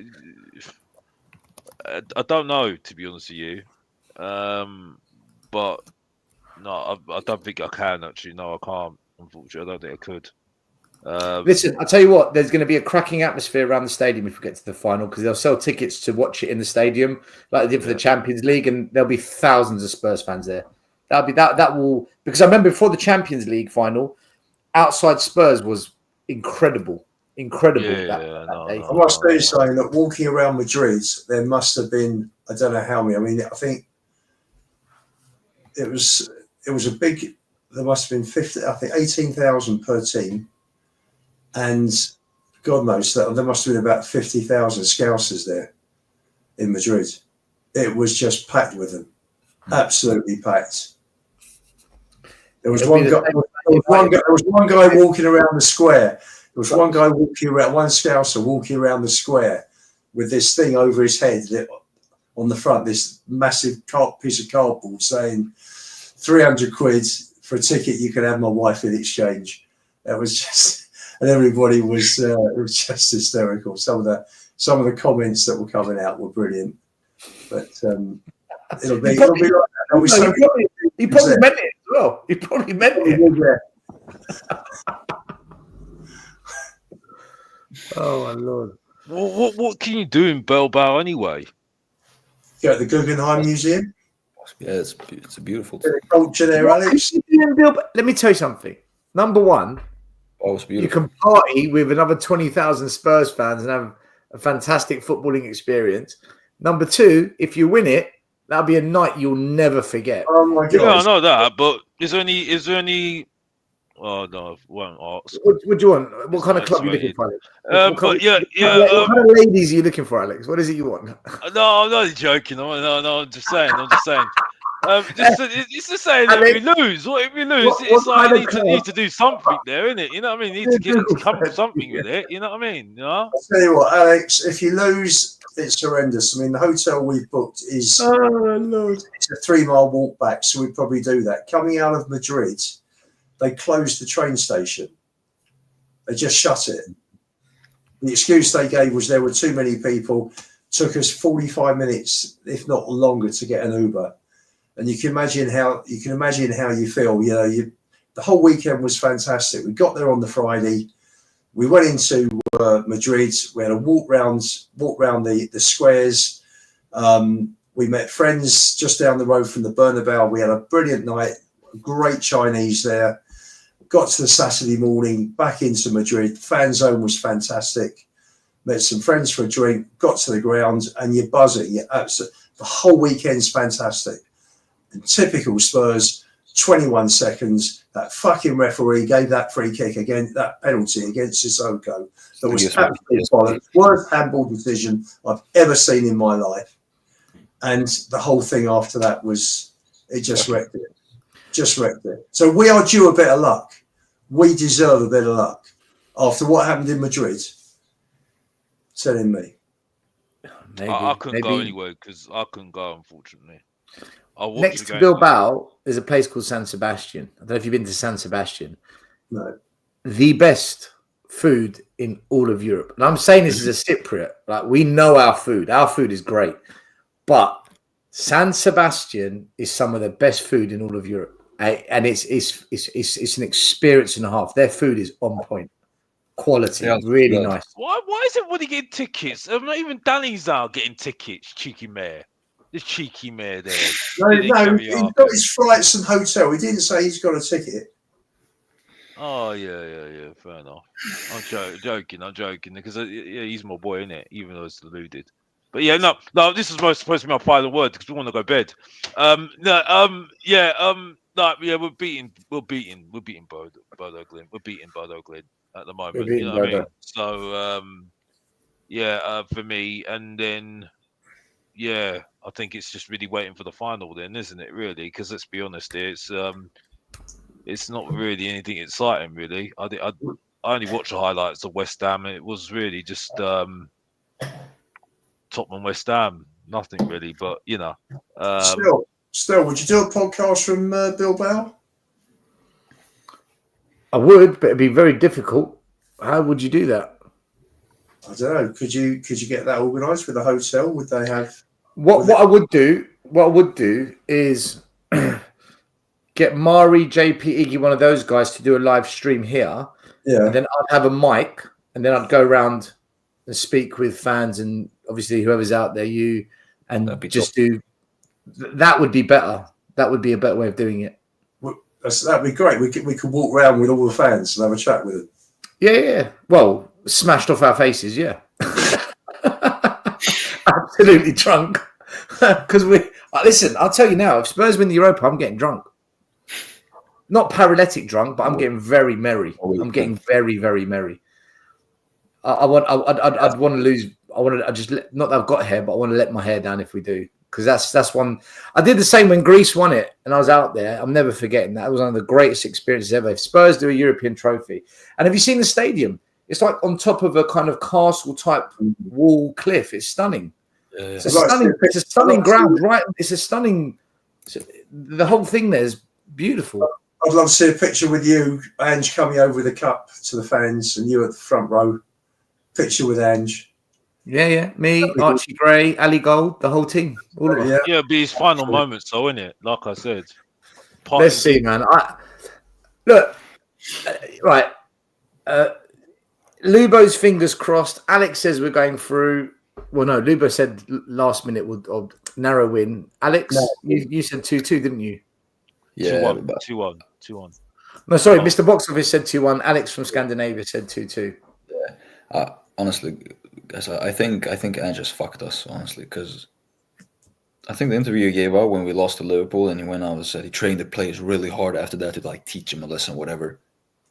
What's happened ever since that game is Maddison and Bergwall have gotten injured. I mean, Bergwall got injured during training, so And we didn't have injuries before all our players came back. We barely got it. They stayed fit. They've stayed fit now for a month, but all of a sudden, Bergvall and Maddison gets fit.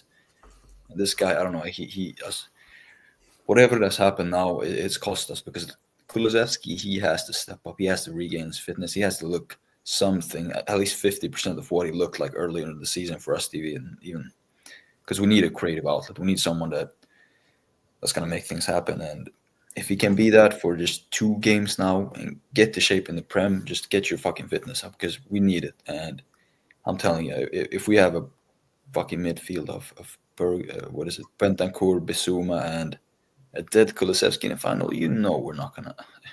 It's just so hard to see. So Kulusevski, Mikey Moore in there, mate. More in the final. After is in the 10. Forget Kulu. More in the 10. That you be fantastic. I think you do really brilliant. nice, but no. Well, look, Lubo's going narrow win. Alex is going narrow win. You're going draw on the night, which puts us through. I'm saying Bodo are going to go to the final. So I don't even know why I'm talking about Bilbao and going there and doing podcasts. I haven't got a clue what I'm talking about because I honestly, I think Bodo are going to stun us. I think there's going to be drama in this game and we're going to come out shell-shocked. So we'll see. We'll see what happens. See. 4 days to go, that's all. Fingers crossed we do win. Absolutely, Kit. Imagine Gray last-minute winner in the final. Hey? Can I say, if that happens, I feel sorry for Sava because Ian is going to go to town. I feel sorry I'm fed up of that name. I'm fed up of that name. No, he hasn't even done it yet. He hasn't even scored it yet. He's lost it. Oh, gosh. Honestly, I've been on 2 parties. They're still talking about Archie Gray. I went on a holiday in Dubai in November. You love it. Last You love year. it. Alex, you love it. Still talking about Archie Gray. If you saw Gray score a last-minute winner, mate, you'd be dancing. No. Hold on. We're not doing Archie Gray. We're finishing the show. Please not. We're finishing the please show. not. Yeah, no, don't worry. It's okay. I'm gonna finish the show. I just want to say to everyone, tomorrow, 3:00 on Big Up. We've got a post-match analysis show. Come and check us out on Big Up tomorrow at 3:00. And at 8:30 p.m. tomorrow, we've got our Monday pod, Final or Out. We'll discuss it a bit more in depth with Iggy, JP, and all the others, Maz Lee, Mari, and whoever else turns up. All right, we're out of here, guys. In the final is gonna be a legend, though. Like you're gonna have legend status. Whoever scores in the final, you're especially if it's a good goal. Can we get to the final first, Alex? Can we get to the final first? Sorry, man. Sorry. Let's get to the final first. All right, listen, we're out of here. Thank you, everyone, for watching. Like, subscribe, and thank you for all your birthday wishes. Much appreciated. Look after yourselves. We'll be back tomorrow. Come on, you Spurs. The first game we look for, Robbie. Tottenham away. When we got Tottenham away. Tottenham away. When we got Tottenham away.